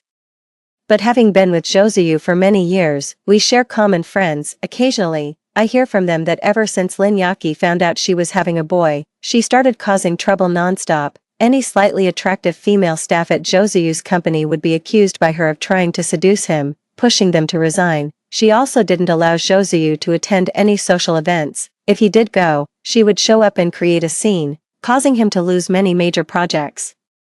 They say Zhou Ziyu was nearly driven mad by Lin Yaqi. Listening to all this, I found it somewhat amusing. How could anyone be driven mad like that? Zhou Ziyu actually loved Lin Yaqi's lively spirit. I'm giving you a warning. Zhou Ziyu suddenly burst out of the room, shouting at Lin Yaqi. He looked furious enough to devour her. Lin Yaqi probably hadn't seen Zhou Ziyu this angry before and seemed a bit frightened. Then she straightened her belly, as if gaining some courage, and shouted at Zhou Ziyu, if you dare to wrong me, I'll die just to show you, and you better deal with your son, or it's never over between us. Lin Yaqi turned and left. Zhou Ziyu was shaking with rage. I stood by, watching the drama unfold. Do you think I deserve this? Zhou Ziyu suddenly asked me. I suppressed my smile. It's none of my business, so I won't comment. I never expected Lin Yaqi to change so much during pregnancy. I'm not interested in your issues with her. I reminded him. I came to see your son. Zhou Ziyu said no more. I entered Zhou Iran's hospital room. He lay on the bed, his eyes red. Clearly, he had heard his dad and Lin Yaqi arguing. The moment he saw me, his eyes lit up and he excitedly called out, Mom. I nodded, rather unenthusiastically. I simply asked him how he was doing. He told me that when he came home from school today and was going upstairs, he ran into Lin Yaqi. He claimed that Lin Yaqi deliberately pushed him down the stairs, but Lin Yaqi insisted that he didn't want her to have another child who would compete for attention, so he tried to push her down the stairs to harm the baby she was carrying. Lin Yaqi acted in self-defense and accidentally pushed Zhou Iran down the stairs. Zhou Iran also said that Lin Yaqi was very cruel to him, that her previous kindness was all an act. Ever since she married his father, she secretly hit and scolded him, calling him an unwanted wild child. She always forced him to eat chicken leg burgers, even when he didn't want to, saying that he only deserved such junk food. The more Zhou Iran spoke, the more he cried. I listened but remained calm, indifferently. I reminded him, you shouldn't be telling me these things. You should talk to your dad or your grandmother. They don't believe me. They only believe Aunt Lin. Zhou Iran cried sorrowfully. They only care about the child in her womb. They don't care about me at all. They don't love me. They despise me. Mom, can I come live with you? Zhou Iran clung to me tightly. I'll be good and listen to you from now on. I won't say bad things about you anymore. Mom, I know you really love me. It was all my fault before. I shouldn't have spoken ill of you and disliked you. I was wrong. Can you forgive me? Zhou Iran kept crying. He was truly afraid that I didn't want him anymore. But the truth is, I didn't want him anymore. I gently but distantly pushed his hand away and said, Iran, everyone must take responsibility for their choices. When you chose Aunt Lin, Mom had already left your world, but I regret it now. I know I was wrong. If you regret it, then you should change yourself, not try to change me. I said calmly, my life now will not change for anyone, especially not for you and Joseu. I coldly left Joiran's hospital room. There was no possibility of forgiveness, nor had I ever considered forgiving him. Shinshi, when did you become so cold-hearted? Iran is your own son, how can you just abandon him? Don't you feel that you owe him? Joseu stood at the door of the hospital room, angrily confronting me. I paused, responding methodically to Joseu. Firstly, according to our divorce agreement, I have been providing child support every month. I have fulfilled my responsibilities as a mother and have not neglected him. Secondly, Joiran is also your biological son, and you have custody, so you should be the one to manage your household affairs and ensure that Joiran has a comfortable living environment. Lastly, our marriage ended because of your infidelity. You have no right to say that I owe Joiran anything. If anyone owes him, it's you. Joseu flushed with embarrassment. After a moment, he seemed to muster great courage and asked me, Shinshi, must I humble myself before you? I looked at him, puzzled. By doing this, you want me to apologize to you voluntarily, to say that I regret divorcing you to marry Lin Yaki. Fine, I admit, I was wrong. I shouldn't have fallen for Lin Yaki's seduction back then. It was wrong of me to let her ruin our relationship and marriage, and to divorce you because of her, Joseu said. His regret tinged with arrogance, he continued, I promise you, once Lin Yaki has had the baby and the law allows, I will divorce her immediately and we can be together again. I remained silent, utterly shocked by Joseu's words. I couldn't fathom how shameless a person could be to say such things so matter-of-factly. I know you've been single these past 2 years, Joseu added. You've been improving yourself, focusing on your studies and keeping fit. Is it all just to make me regret? To make me see, so you think I'm living my life just to show you? I couldn't help but laugh. Shinshi, we're not getting any younger. There's no need to go through these motions. Just take the deal. I'm not that patient. Joseu seemed uninterested in a drawn-out conversation. He said, I still have a large flat. You and our son can move there first. After I divorce Lin Yaki, you can move back into the villa. I didn't respond. Just looked at Joseu and laughed. Joseu was getting frustrated. What are you laughing at? Are you that happy? I'm laughing at how someone can be so utterly shameless. Shinshi, Joseu fumed. I don't know where you get the confidence from, thinking I would remarry a reckless man who's been irresponsible in his relationships and is arrogantly proud of it. Am I sick? You better watch what you're saying, Shinshi. I'm only giving you this chance for our son's sake. Don't push it. Keep this wonderful opportunity for someone else. I can't afford it, I said emphatically, and I'm not interested. Stop being sarcastic. Joseu couldn't hide his anger. You don't really think that a divorced woman in her 30s with a 10-year-old child will be sought after by men? They're just playing with you. Which man would seriously marry such a woman? Why, you can remarry, can't you? I retorted. Are men and women the same?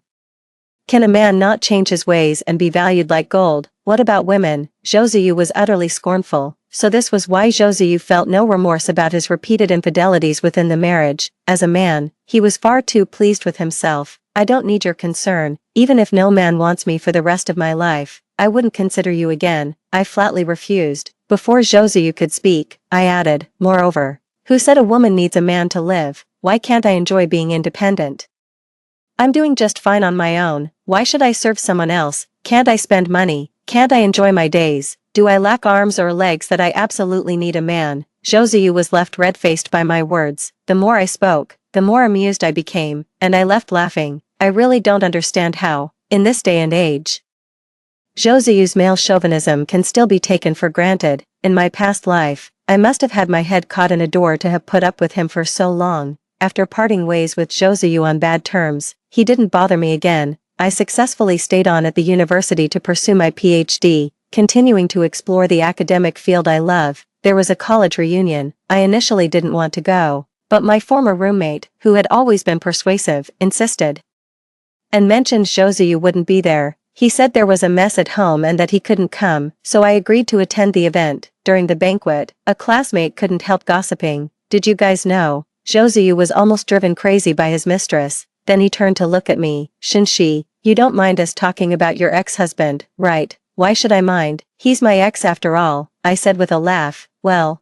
I'm not holding back then, the classmate went on, revealing more.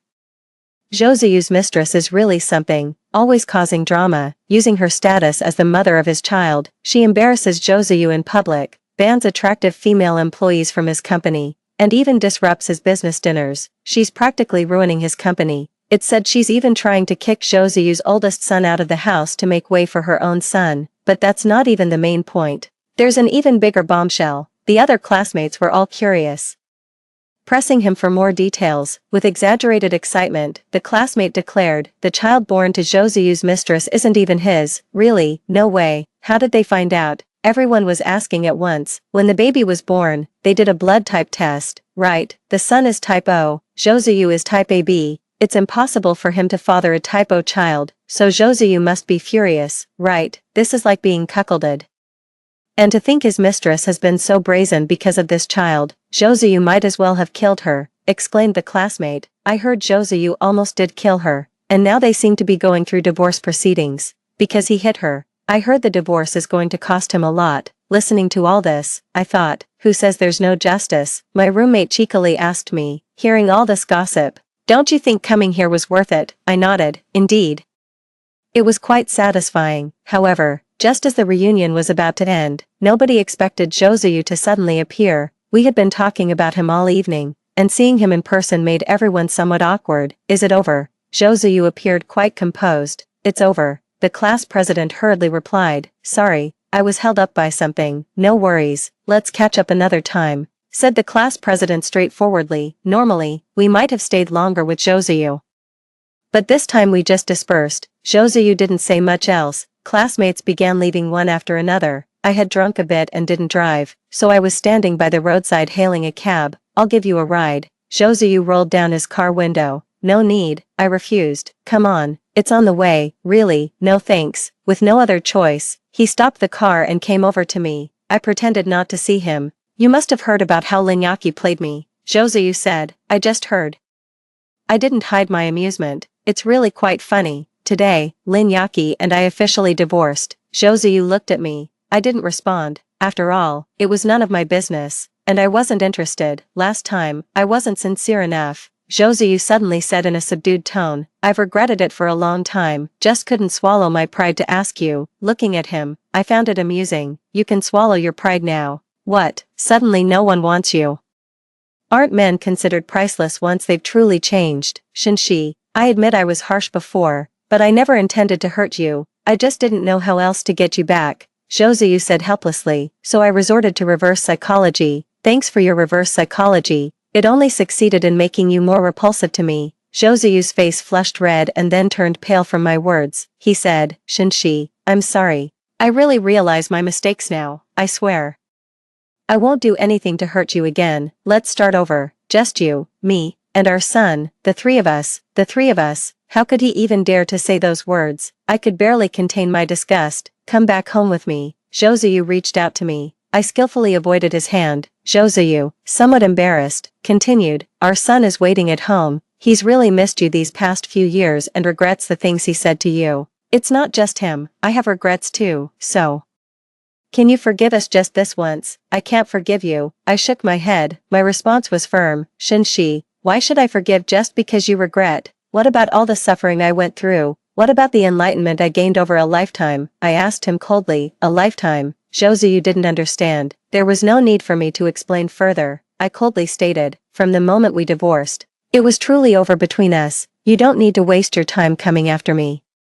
And don't use our son to try to reconcile. It's useless. Not only is it useless, but you also annoy me because you disrupt my life." "Are you worried I won't really change?" Joseyu asked. "It has nothing to do with me. If I were you, I'd have concerns too." Joseyu seemed to understand me, saying, "I'll show you." "How much clearer can I be?" "I will not get back together with you." "Aren't you still single?" Joseyu assumed my being single meant I was waiting for him to reform.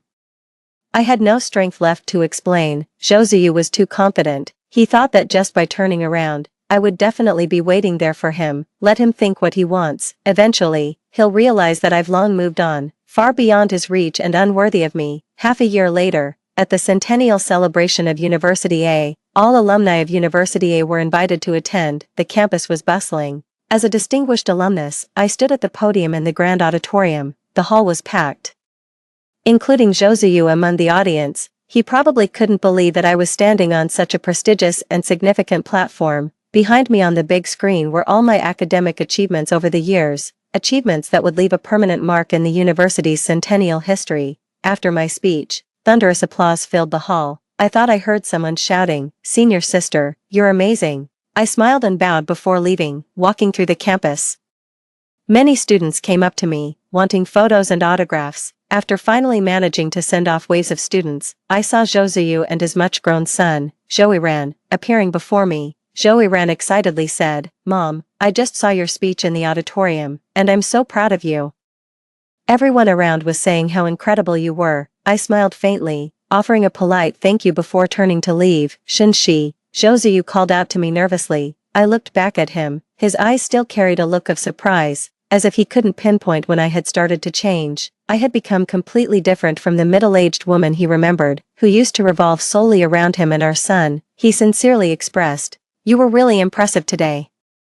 I hadn't expected you to achieve so much in the academic field, so, have you finally come to realize?" I asked him, with a hint of mockery. Josuyu's face showed a trace of embarrassment, but he quickly masked it, saying, "It's not because of your achievements that I want to reconcile. I've been wanting to get back together even when I didn't know about them. I know you've always resented me for betraying you," Josuyu said anxiously. Seemingly realizing that I was drifting further away from him, he said passionately, "The truth is, I've always loved you. My thing with Lin Yaki was just a fleeting attraction and male vanity. I never once thought of divorcing you. Lin Yaki and I were just play acting." It felt like the biggest joke I had ever heard in this life and the past one, but I did not interrupt him. Josuyu continued regretfully, "The reason I insisted on having our son's custody was to avoid divorce. Knowing you wouldn't bear to part with him, but I never expected you to actually give up the custody, leaving me no choice but to agree to the divorce. After the divorce, I never intended to be with Lin Yaki. I'd been waiting for you to come back. I even took precautions every time I was with Lin Yaki because I never thought about having a child with her. So, I should be grateful to you for the magnanimous act of using protection while betraying me emotionally and physically." Lin Yaki said she was pregnant, and I didn't think much of it, never suspecting she might be cheating on me. "I thought the contraception just failed," Josuyu said, still unable to hide his anger. He paused for several seconds before continuing, "When Lin Yaki insisted on a commitment, I actually didn't agree. Do you remember that night I called you? If you had just said not to marry Lin Yaki, I wouldn't have. But you said nothing, and in anger, I agreed to marry her. Even on the day I married Lin Yaki, I was still waiting for you to stop the wedding. If you had come, I would have chosen you, but you didn't. I had no choice but to marry Lin Yaki." Listening to Josuyu's so-called love for me was really hard to assess. He continued in agony, "After marrying Lin Yaki, she caused endless dramas, making me a laughingstock in the business world. That's when I truly realized how good you were to me, how tolerant.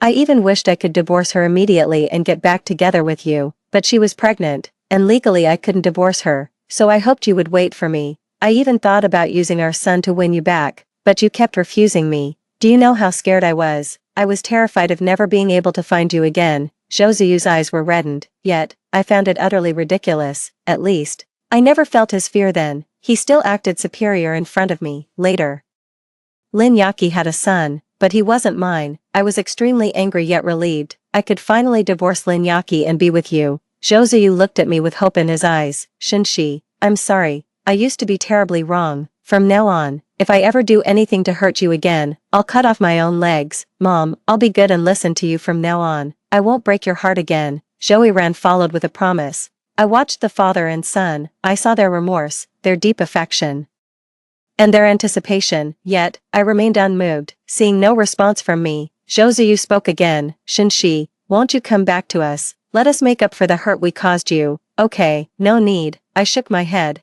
"I've healed from those wounds a long time ago. I don't need them, and I certainly don't care for them anymore." "Shinshi, Josuyu, don't you think that you're no longer worthy of me?" I cut him off, mocking his presumptuousness. Josuyu quickly tried to clarify his stance. "Shinshi, it's you the person I like, whether it's the you from the past or the you now, regardless of whether you're outstanding or not, and why should I, being so outstanding, settle for scraps?" I asked him with a laugh, not sparing him any dignity. His face turned red, probably out of shame. Still, he didn't give up. He said, "Shinshi, haven't you always been single? So, being single is his reason to assume I would come back to him." I smiled and turned my gaze away. Chen Zhichen quickly came to my side and naturally wrapped his arms around me, clearly eager for my acknowledgement. He casually greeted Josuyu and Joiran, ex-brother-in-law, and big son. Zhou Ziyu's eyes were fixed on Chen Zhiqing's hands around my waist. Shen Shi, to reject me? Did you have to pick just anyone? It's not just anyone. I knew what Zhou Ziyu was about to say, but I ran out of patience and spoke bluntly. I've been single for so many years because I enjoyed being alone. Now, I'm not single because I find this man worthy enough to start a new marriage with. I watched as Zhou Ziyu struggled to accept this, then twisted the knife a bit more. So, my being single or not has nothing to do with you, it's about my own choice, and you, in my heart, are just a nobody. With that said, I left, arm in arm with Chen Zhiqing. As we were leaving, Chen Zhiqing suddenly turned back and said, Shen Shi is pregnant, with twins. He knew exactly how to strike at the heart. I didn't look back at Zhou Ziyu and Zhou Yiran's expressions. I only faintly heard Zhou Yiran asking Zhou Ziyu with a sobbing voice, Dad, does Mom really not want us anymore? Yes, Zhou Ziyu's voice was restrained. She really doesn't. She hasn't for a long time. It was him, who had been deceiving himself all along. Story 2. People always said Zhou Qingchuan was indifferent and aloof, but he pursued me like a dog for 10 years. Until I was pushed into a raging fire, he didn't hesitate to abandon his fortune worth hundreds of millions and followed me into the inferno, reborn into this life. I decided not to be the bad woman who kept him hanging, and instead devoted myself wholeheartedly to treating him well. Unfortunately, it seems he was reborn too. Lin Huan, do you still want to treat me like a dog like in your past life? Huh. I was cornered by him, forced to sign a divorce agreement. He said he would never want me in this lifetime, absolutely never. 1. When I was 11, someone cruelly broke 5 of my fingers. From that moment, I vowed to become someone at the pinnacle of this world, by any means necessary, without scruples. Later, I did many wrong things and eventually, I was retaliated against and pushed into a fire, as I was being swallowed by the flames. I thought of nothing, but then, a white figure burst into my view and held me tight. It was Zhou Qingchuan, my husband, the man who loved me so deeply, a man without any blemishes in his life except for me. As we turned to ash, I thought, if there is another life, I swear I'll dedicate my heart and soul to only being good to him. 2. This is the divorce agreement, sign it. The flickering lights made my thoughts swirl. The man standing opposite lowered his eyes, hiding the coldness in his gaze.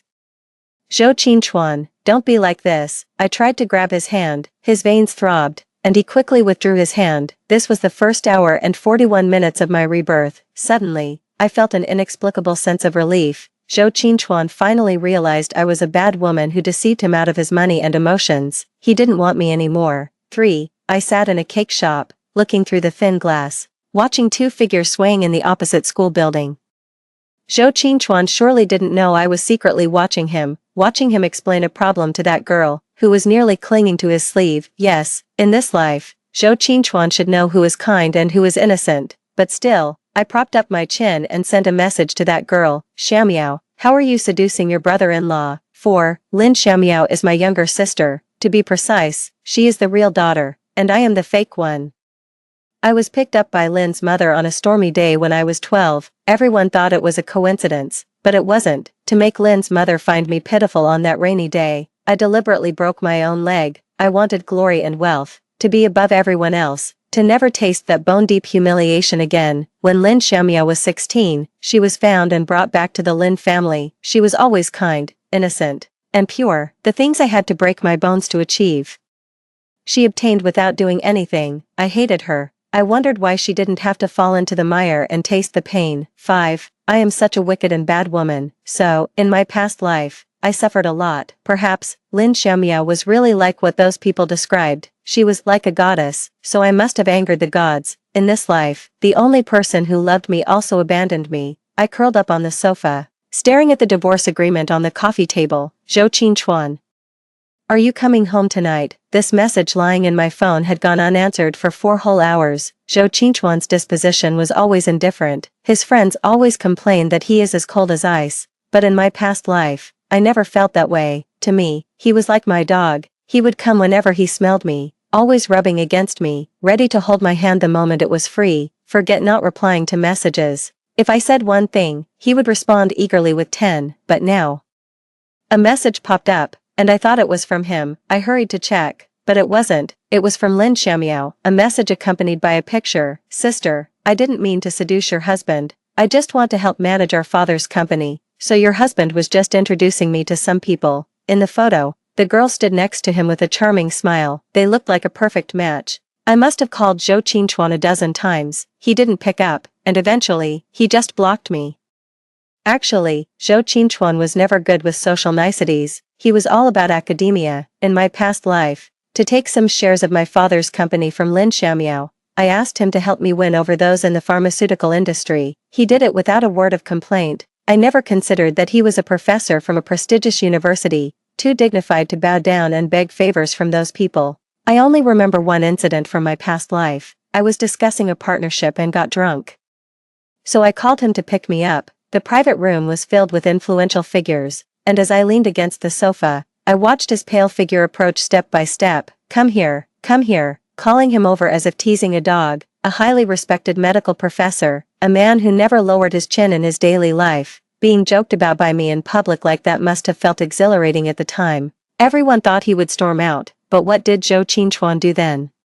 He walked up to me step by step, then he naturally squatted down and grasped my ankle. He adjusted my dangling high heel. Looking up, his eyebrows seemed like a gentle mural. It's getting colder tonight, don't catch a cold, Huan. He liked calling me that, but after being reborn, he never called me that again. I'm a light sleeper, so I woke up the moment he came home. I lay there, wanting to see what he would do seeing me completely unguarded, but he just walked past me. Not even willing to cover me with a blanket, I sat up and threw the divorce papers at his back. The man paused, his spine attractively visible. Don't damage it. If I have to draft it again, you won't get as much. Under the moonlight, I sat there watching him, his tone calm, a shadow of a cloud hid in his pupils, mixed with obscure coldness. I won't sign. I stared at him intently. He seemed to expect it, nodding. Okay. Then we'll go to court. Zhou Qingchuan, you bastard. I lunged at him, trying to grab him, but he subdued me easily. Under the curved moonlight, he pinned me on the couch. His hand gripped my neck, not gently at all. I bit the base of his thumb. He seemed not to feel the pain, but suddenly, he let go. A gentle touch brushed across my cheek. So you can cry too. He left these cold and ambiguous words behind, leaving me alone in the living room. I pressed my eyes shut tightly, as if that would stop the tears from spilling out. Don't leave me behind. I made a vow when I was 10, never to say those words again. I refused to sign the divorce papers. The next day, Zhou Qingchuan withdrew from all collaborations related to me. The Zhou family owns a significant part of the medical industry, and he is a top scholar in this field. I admit, in my previous life, I married him for profit. I knew he didn't want me anymore, but still, when I found out he had shifted all the projects to collaborate with Lin Xiaomiao, my heart felt a dull pain. Although I also felt this was just, in my previous life, he truly saw through me. Lin Xiaomiao was so pure and clean, unlike me, who was accustomed to achieving goals through dirty means. His withdrawal from the collaboration served as a warning to others in the field, and suddenly, I found myself completely isolated. I decided to try and win Zhou Qingchuan over again. Zhou Qingchuan, are you at school? I made some lunch. Can I bring it over? I didn't dare to hope that he still had feelings for me, but I genuinely hoped he could remember our past and not be too ruthless. Staring at my phone, which showed no response, I felt my face thickening with shame. After yesterday's quarrel, when it came to matters of benefit, I still had to beg. I planned to cook him a delicious meal and deliver it personally. Then I realized a problem. I had no idea what Zhou Qingchuan liked to eat. On the contrary, he probably knew my likes and dislikes by heart, as feeding me all sorts of delicacies was his greatest obsession in his previous life. I wasn't that delicate, but I enjoyed being capricious in front of him. Zhou Qingchuan, this noodle is too hard. Zhou Qingchuan, who would eat such soft noodles? Zhou Qingchuan, I don't like spicy food. Zhou Qingchuan, when did you start cooking so blandly? He only got angry with me once. His dark eyebrows and eyes stared at me intensely, his tone cold and serious. Huan, do you think I will always stand by your side? I looked down at my manicured nails and told him, then you can leave. That was my response, and he really did leave. In sub-zero weather, he stormed out without his coat, probably fuming with anger. Around evening, I sent him a message. Zhou Qingchuan, I miss you. Within moments, the door was opened. He suddenly pulled me into his arms, the cold air mixing with his warmth, his tall nose pressed against my neck, and I heard him say, yes, I will always stand by your side. You see, training Professor Zhou in my previous life was even simpler than training a dog. The third time I cut my hand until it bled, staring at the boiling unknown substance in the pot, I snapped back from my memories. Realizing that I was not talented in cooking, I ended up ordering takeout from Linchuan Pavilion and transferred it into my own thermos. After all, there wasn't much difference between home-cooked and takeout, probably. Sorry, sister, I didn't know you also brought lunch for Teacher Zhou. He has already eaten the meal I made. Lin Xiaomiao stood in front of me, visibly flustered and panicking. Call him brother-in-law. I smiled at her, noticing her hands tighten within her sleeves. Zhou Qingchuan. I stood in front of the man who was eating his meal, head bowed, ignoring me. I took the chopsticks from his hand and replaced the lunchbox in front of him with mine. He stared at the dish for a moment before finally fixing his deep, dark eyes on me. Look, I extended my hand, covered in band-aids, towards him. I got these cuts while cooking for you. It took me a long time. Won't you eat my cooking? I met his gaze calmly, yet it felt as if I was on the verge of shattering. Finally, he sighed. Lin Huan. This dish looks exactly like the ones from Linchuan Go. Did you learn it from them? I pretended not to understand the teasing in his words and decided to just let everything go. Zhou Qingchuan, just tell me if you will eat it or not. It seemed like whenever I got angry, he would soften and coax me. I was used to this, but I had forgotten that this wasn't the same as our past lives. Yet, he still bowed his head and slowly ate the seafood congee in front of him, obediently. Just like the Zhou Qingchuan of our past life who would do anything I asked. After finishing, he watched me as I bent over for the first time to clean up the lunchbox. Lin Huan. He called my name, clear and refreshing like a stream. I'm allergic to seafood. After 2 lifetimes, you still can't remember. Shocked, I looked up at him. His usually pale wrist was now noticeably red and rashy, plainly visible to me. Is torturing me to death the only thing that makes you happy? Zhou Qingchuan had a severe seafood allergy.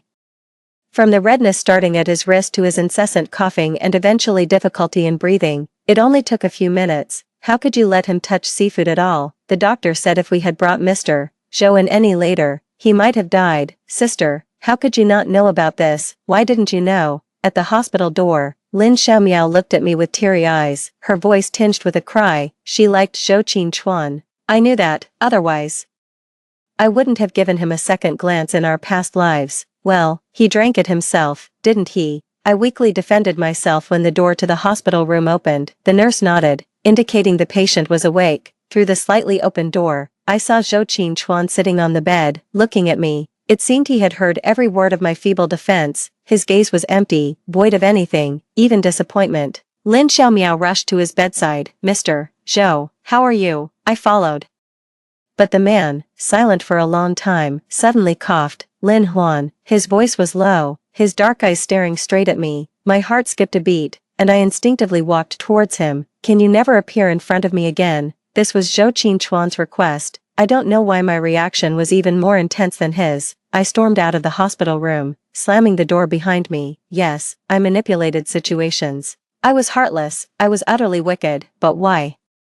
Why couldn't he still stand by my side? Why couldn't he just stand by my side? No matter what kind of person I was, he chose Lin Xiaomiao over me. When I got home, I happened to spot the stuffed toy lying on the sofa. It was a limited edition dragon that he won for me before we got married. He thought of it as just an ordinary gift. Back then, I had no clue that to win this dragon, he had scoured 5 malls and emptied 4 claw machines. In the end, he presented it to me in a bar. That day, I had him drink a lot. His ears turned red, slightly tipsy. He pulled out the dragon from behind his back. Lin Huan. He called my name. Can you look at me? He hid behind the dragon, waving its claws at me. Can I stay by your side, even if, it was a faint sigh, barely audible next to me. He threw away all the dignity of being Zhou Qingchuan. Even if I have to be the backup, that's fine. It turns out, memories really do haunt you in the dead of night. As I stood at the door of Zhou Qingchuan's hospital room past midnight, that's what I thought. The night was silent, the curtains barely covering the window. I stood beside his bed, looking down at the man who seemed restless even in his sleep. Zhou Qingchuan's face, undoubtedly, had the charm that made college girls daydream about him. With his high nose bridge and sharp brow bones, he always carried an air of pride. How come? He's been entangled with me for most of my life. I unconsciously leaned closer, only to find myself caught in his cold, deep gaze. He had woken up at some point, leaning against the headboard, watching me. His look was so cold, I instinctively stepped back. Have you finally grown to dislike me? I sniffled. For some reason, under the dim moonlight, I suddenly found myself smirking at him with a bit of self-mockery. Surprised, he said clearly, biting each word. Shouldn't I dislike you? I felt a dark sharpness expanding around him. He sat up straight, his earnestness heartbreaking. You're so selfish, so utilitarian, always resorting to the lowest tactics. Shouldn't I dislike you, Lin Huan? But so what, Zhou Qingchuan? Are you telling me you just found out I'm like this? For some reason, tonight I was easily provoked.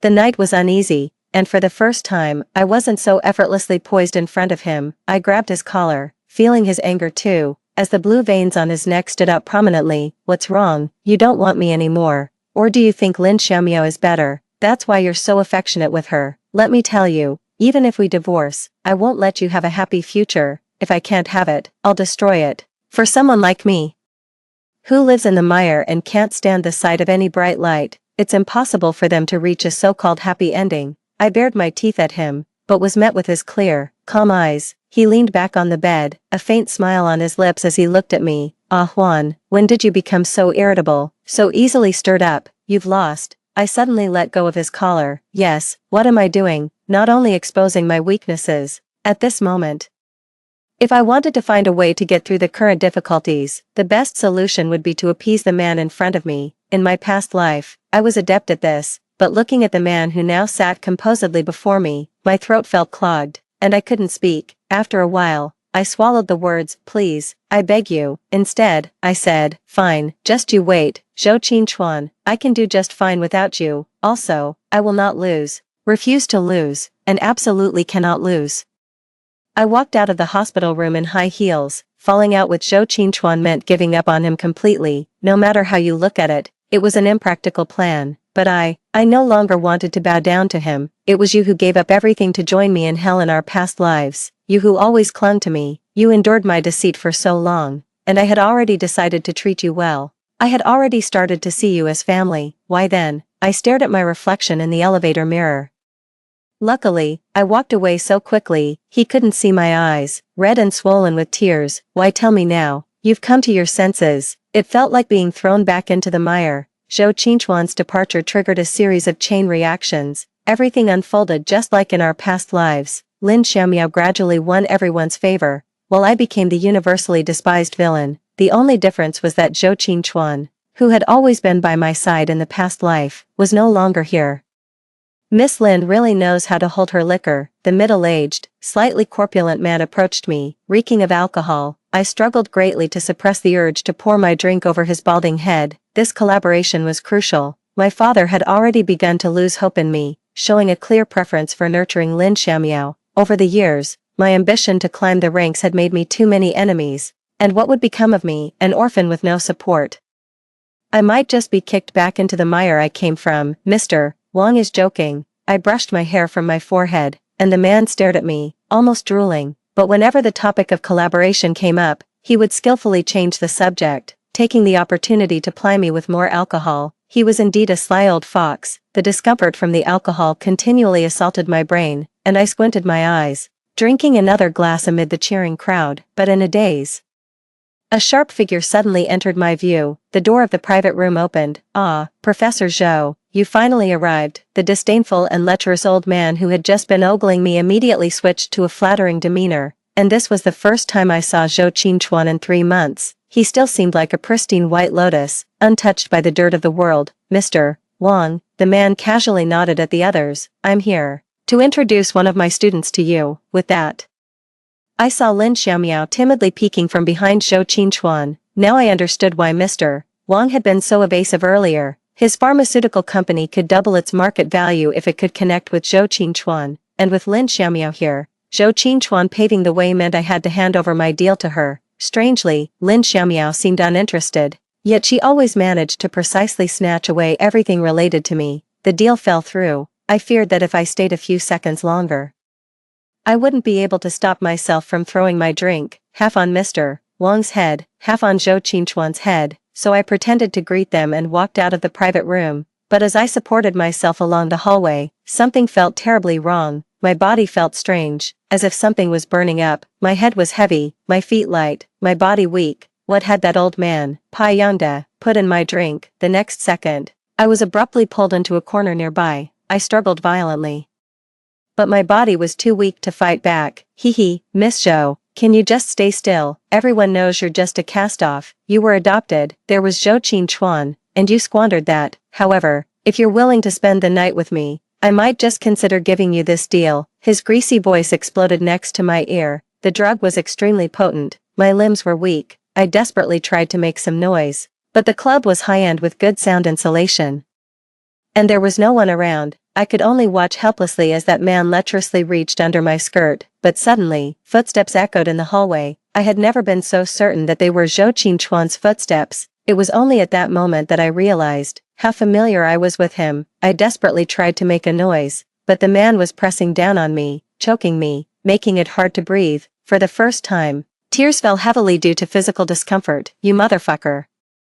I heard him panting threats in my ear. Just as the footsteps started to fade, an untimely noise was made. The footsteps stopped, then turned towards us. I struggled fiercely, silently raging. "Zhou Qingchuan, come the fuck over here, I'm about to die." But whether out of rage or desperation, the man pressed his fingers harder around my throat. My heart raced as the footsteps stopped right beside us. Suddenly, a timid, sweet voice called from down the hall, "Mr. Zhou. There are a lot of people in the room, and I'm really scared by myself. Can you come and keep me company? Don't go to such a dark place." The footsteps abruptly halted. My heart sank into boundless darkness. The next second, I was abruptly pulled into the dimly lit hallway. The man's screams also abruptly resounded in my ears. Zhou Qingchuan seemed to have learned some fighting skills over the years, but when the man was thrown out, I was also shocked. Then I fell into a less than enthusiastic embrace. "Zhou Qingchuan, He took off his coat and draped it over my disheveled form. The turmoil inside me surged more than ever due to his brief touch. Strangely, I resisted letting things continue this way and struggled to get off him, but he held me tightly. My throat was sweet.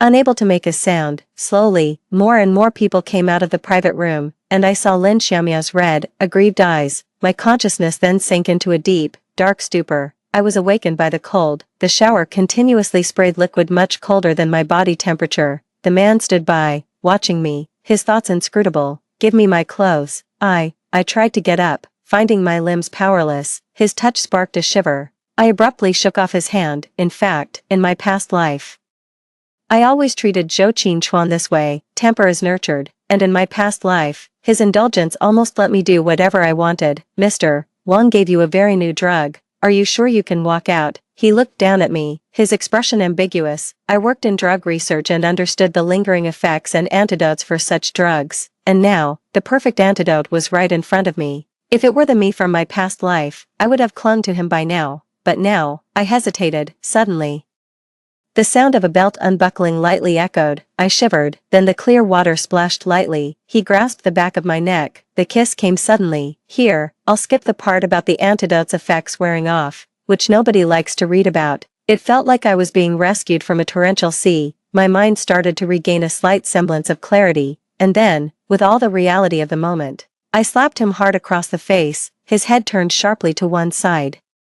Zhou Qingchuan's features are strikingly handsome in an aggressive way, his eyelashes extraordinarily long. From my angle, they were dotted with fine droplets of water. He let out a laugh, like a flower suddenly blooming in ruins. "You really know how to use and discard." The sound of trickling water still echoed around the bathroom. Through the shimmering reflection, I looked into his eyes, hiding countless secrets. "Zhou Qingchuan, why did you guide Lin Xiaomiao?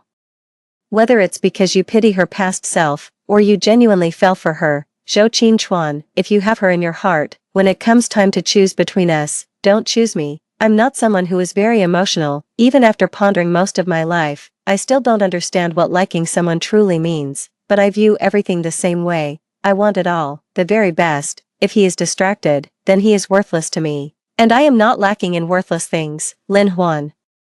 His eyes clouded over with darkness. "Impenetrable. We've both been given a second life. We both know what the best path forward is, don't we? What, is your logic telling you not to repeat the mistakes of your past life? Then just leave." I splashed water at him. He didn't dodge. Instead, he continued to look at me with those pale, sad eyes. "Ah Huan," he called me, the name lingering on his lips, grinding away disappointment and resentment. "It's not me who's repeating the same mistakes. It's you, stubbornly following the same dark path, unwilling to repent, right?" I froze, panic slowly magnifying within me. The man stood up, the world outside so dark, tied to his shadow. His gaze rested on me, my thoughts in turmoil. Next time don't let Director Wang handle things. He's too careless. He didn't dispose of the medication packaging properly. In the quiet of the bathroom, I listened to his every word, striking deep into my heart. That medication came from your lab, didn't it? He couldn't have known the formula before our collaboration. Today, so many saw me protecting you. That should be enough for you. With those words, the man left the bathroom. I lay alone in the bathtub, half submerged in darkness. I looked up, staring at the gloomy ceiling. Yes, that's enough. I can't lose. Director Wang might look a decade or two older than me, but he was actually my college classmate. Everything today was orchestrated by me. I gambled on whether Zhou Qinchuan would save me publicly. If he saved me, it would prove that our relationship wasn't as fractured as it seemed, and I could use him again as a leverage for my comeback. I won the bet. Now, there are probably many partners eager to contact me and restart collaborations, but why am I so afraid? The way Zhou Qinchuan looked at me when he left, I suddenly realized, my heart. It turns out I can also be so disoriented and panicked because of his disappointment. Destruction at the root is the relentless redemption of the soul. Why do villains in movies and dramas live so long? Perhaps they are just like me, shameless, having abandoned too much. As the year draws to a close, my position has finally been solidified once again. Lin Xiaomiao messed up several collaborations, and eventually, my father, the capitalist, shifted his focus back to me. Things were supposed to progress positively from here, but unfortunately, as I mentioned earlier, I had made too many mistakes and enemies in my past life, so, after 3 consecutive social gatherings, on my way home at midnight, I was abducted by several men in baseball caps and shoved into a white van without feeling any surprise. Who ordered you to kidnap me? I can offer twice the money. No, 3 times. Unequal negotiations always revolve around pleasing the other party, so as I was pushed into the vehicle, my mind was rapidly spinning. Unfortunately, they were unmoved. And suddenly a knife was pressed against my throat. TCH, they weren't after money, but my life. May I ask whom have I offended? Before I could finish my sentence, the knife had already pierced slightly into my skin. I shut up as a voice modified by a voice changer echoed in my ear. Don't worry, I don't want your life. I just need you to do something for me. The blade traced my veins, constantly reminding me that my life was hanging by a thread. Now, call Zhou Qinchuan. Ask him for the key to the YDX2 formula. YDX2, I remember. This anti-cancer drug was about to be launched, spearheaded by Zhou Qinchuan. Its release could potentially revolutionize the fields of medicine and pharmacy. Unfortunately, in my past life, both Zhou Qinchuan and I died on the eve of its launch. I was killed in a car accident on the way to the launch event, and he died running into the blazing inferno to embrace me, disregarding his own safety. We're not buddies. I'm just his ex-wife. Do you think I can get something so important? But hearing the kidnapper's demand almost made me laugh. It might be the illusion I created that deceived them, making these people think that Zhou Qinchuan was still the same person I could summon or dismiss at will. Only I knew that even if I died now, it wouldn't cause him a ripple. Tell him you've been kidnapped. Tell him you're going to die. The blade finally drew a line of blood along my neck. The man eased up a bit, then pressed the knife tip against my chest. I really had no choice. From his tone, he wasn't lying. If I couldn't get the key, I definitely wouldn't survive the night. But YDX2 was essentially all of Zhou Qinchuan's life's work. Those people wanted the formula probably to launch it before he could.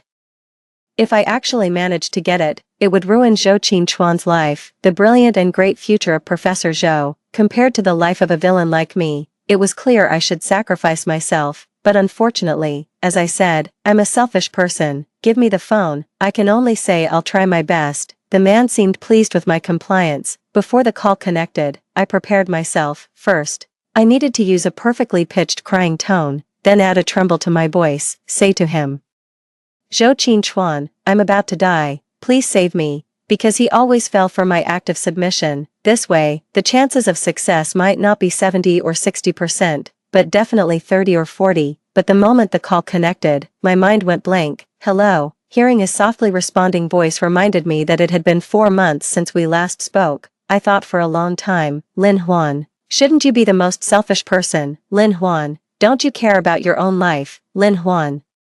You already owe Zhou Qinchuan so much. What's a little more? But in the end, as I looked up at the moon outside the window, tonight's moonlight was just too beautiful. I said, Zhou Qinchuan, happy birthday. I said, you're such a fool. Lucky that today happens to be your birthday. Don't fall for me in your next life, dummy. I lunged towards the tip of the knife, wondering what the greatest failure in life is, a miserly, selfish ghost. One day, I gave everything generously. It's so shameful.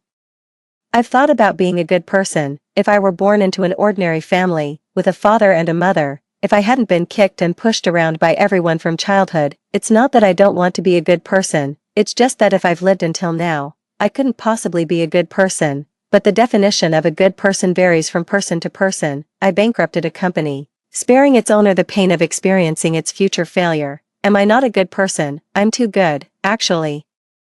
However, I think Zhou Qinchuan is a good person in the conventional sense. After all, he's lived an upright life, never doing a single despicable thing, so, when he got close to me, all I could think about was destroy him. Destroy him. I couldn't destroy him. He's incorruptible, a world apart from me. I remember one night, after we became an item, he rose from me. I suddenly hooked my arms around his neck. Our faces so close, his breath on my face, his intense gaze burning into me.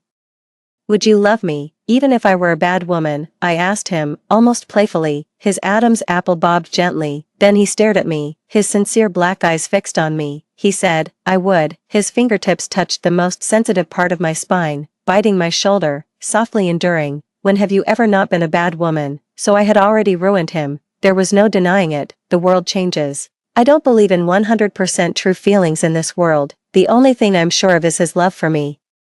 He managed to do something so difficult. So, if one day my broken life could have a glorious end, then I would reluctantly allow him to give it a grand finale. I stared at the ceiling, moving up and down. Is this heaven? Impossible. Not because heaven looks too much like a ship's hold, but because of the person sleeping next to me. How could Zhou Qinchuan and I possibly end up in the same place after death? You're awake. The person next to me glanced at me lightly, then pulled the slightly slipped blanket back over my shoulders. Where are we? On the high seas. We're probably approaching Copenhagen soon. That's quite a drift. Why didn't I die? You want to die that badly? I turned to look at him, his eyes dark, his complexion not so good, and his gaze a bit fierce. I raised my hand, stroking his stubble. So you came to save me after all. What's the cost? Zhou Qinchuan. Give up the identity of a medical scholar. Hand over YDX2.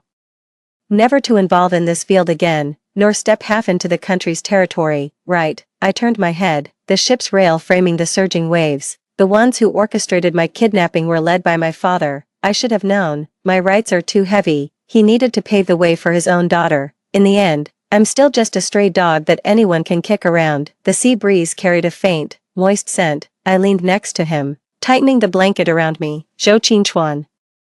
Don't you have even the slightest grievance? He stared at me. Ah, Juan. There are many things that I just do if I feel like doing them. I've tried taking a different path in life, but it wasn't what I wanted. In this world, everything is rigidly defined, everything in black and white. But for you, I can break all the rules. In the dimly lit cabin, he gently touched my hand. If it means following a path to the end with you, then I'm ready to spend another lifetime by your side. I'm so infatuated with you, especially when you gave up your life for me. I really hate myself. My life is already a mess. What does it matter if I let go of my pride for you? He asked me what I was smiling about. I just think, this world is hellishly fair. I looked up. I have nothing left, but I still have you. You have everything, yet you're stuck with me. I quietly said to myself, Zhou Qinchuan, let's not meet in the next life. I rubbed the tips of his fingers. Then our fingers intertwined. This lifetime, let me protect you. Letter to Lin Huan. Yesterday, Mrs. Smith next door told me she saw you pacing at the garden gate for a long time before heading home. This morning, you rushed out of the door without a word, using grocery shopping as an excuse. I think you must have heard the news from across the ocean. YDX2 is indeed my life's work. And I had anticipated the unprecedented success it would bring to the Lin family. To be honest, I find the torment of not having spoken to you for 11 whole hours far greater than seeing my efforts used by others. I know we feel differently about matters of the heart. You can't understand my love for you, a feeling that for me transcends conventional meaning and even life and death. Therefore, you don't need to worry about hurting me. After all, your mere attention is a gift enough for me. You hid in your room last night and cried. I heard it. I felt contempt mixed with pity and annoyance, yet also a thrill in my heart. It shows that you care about me, and this slight concern makes me tremble with excitement, almost desperate to hold you and kiss you. I constantly suppress these pathological, frantic thoughts, an assault of my mind upon you, my sin, so, you don't need to blame yourself, you don't need to, just keep doing what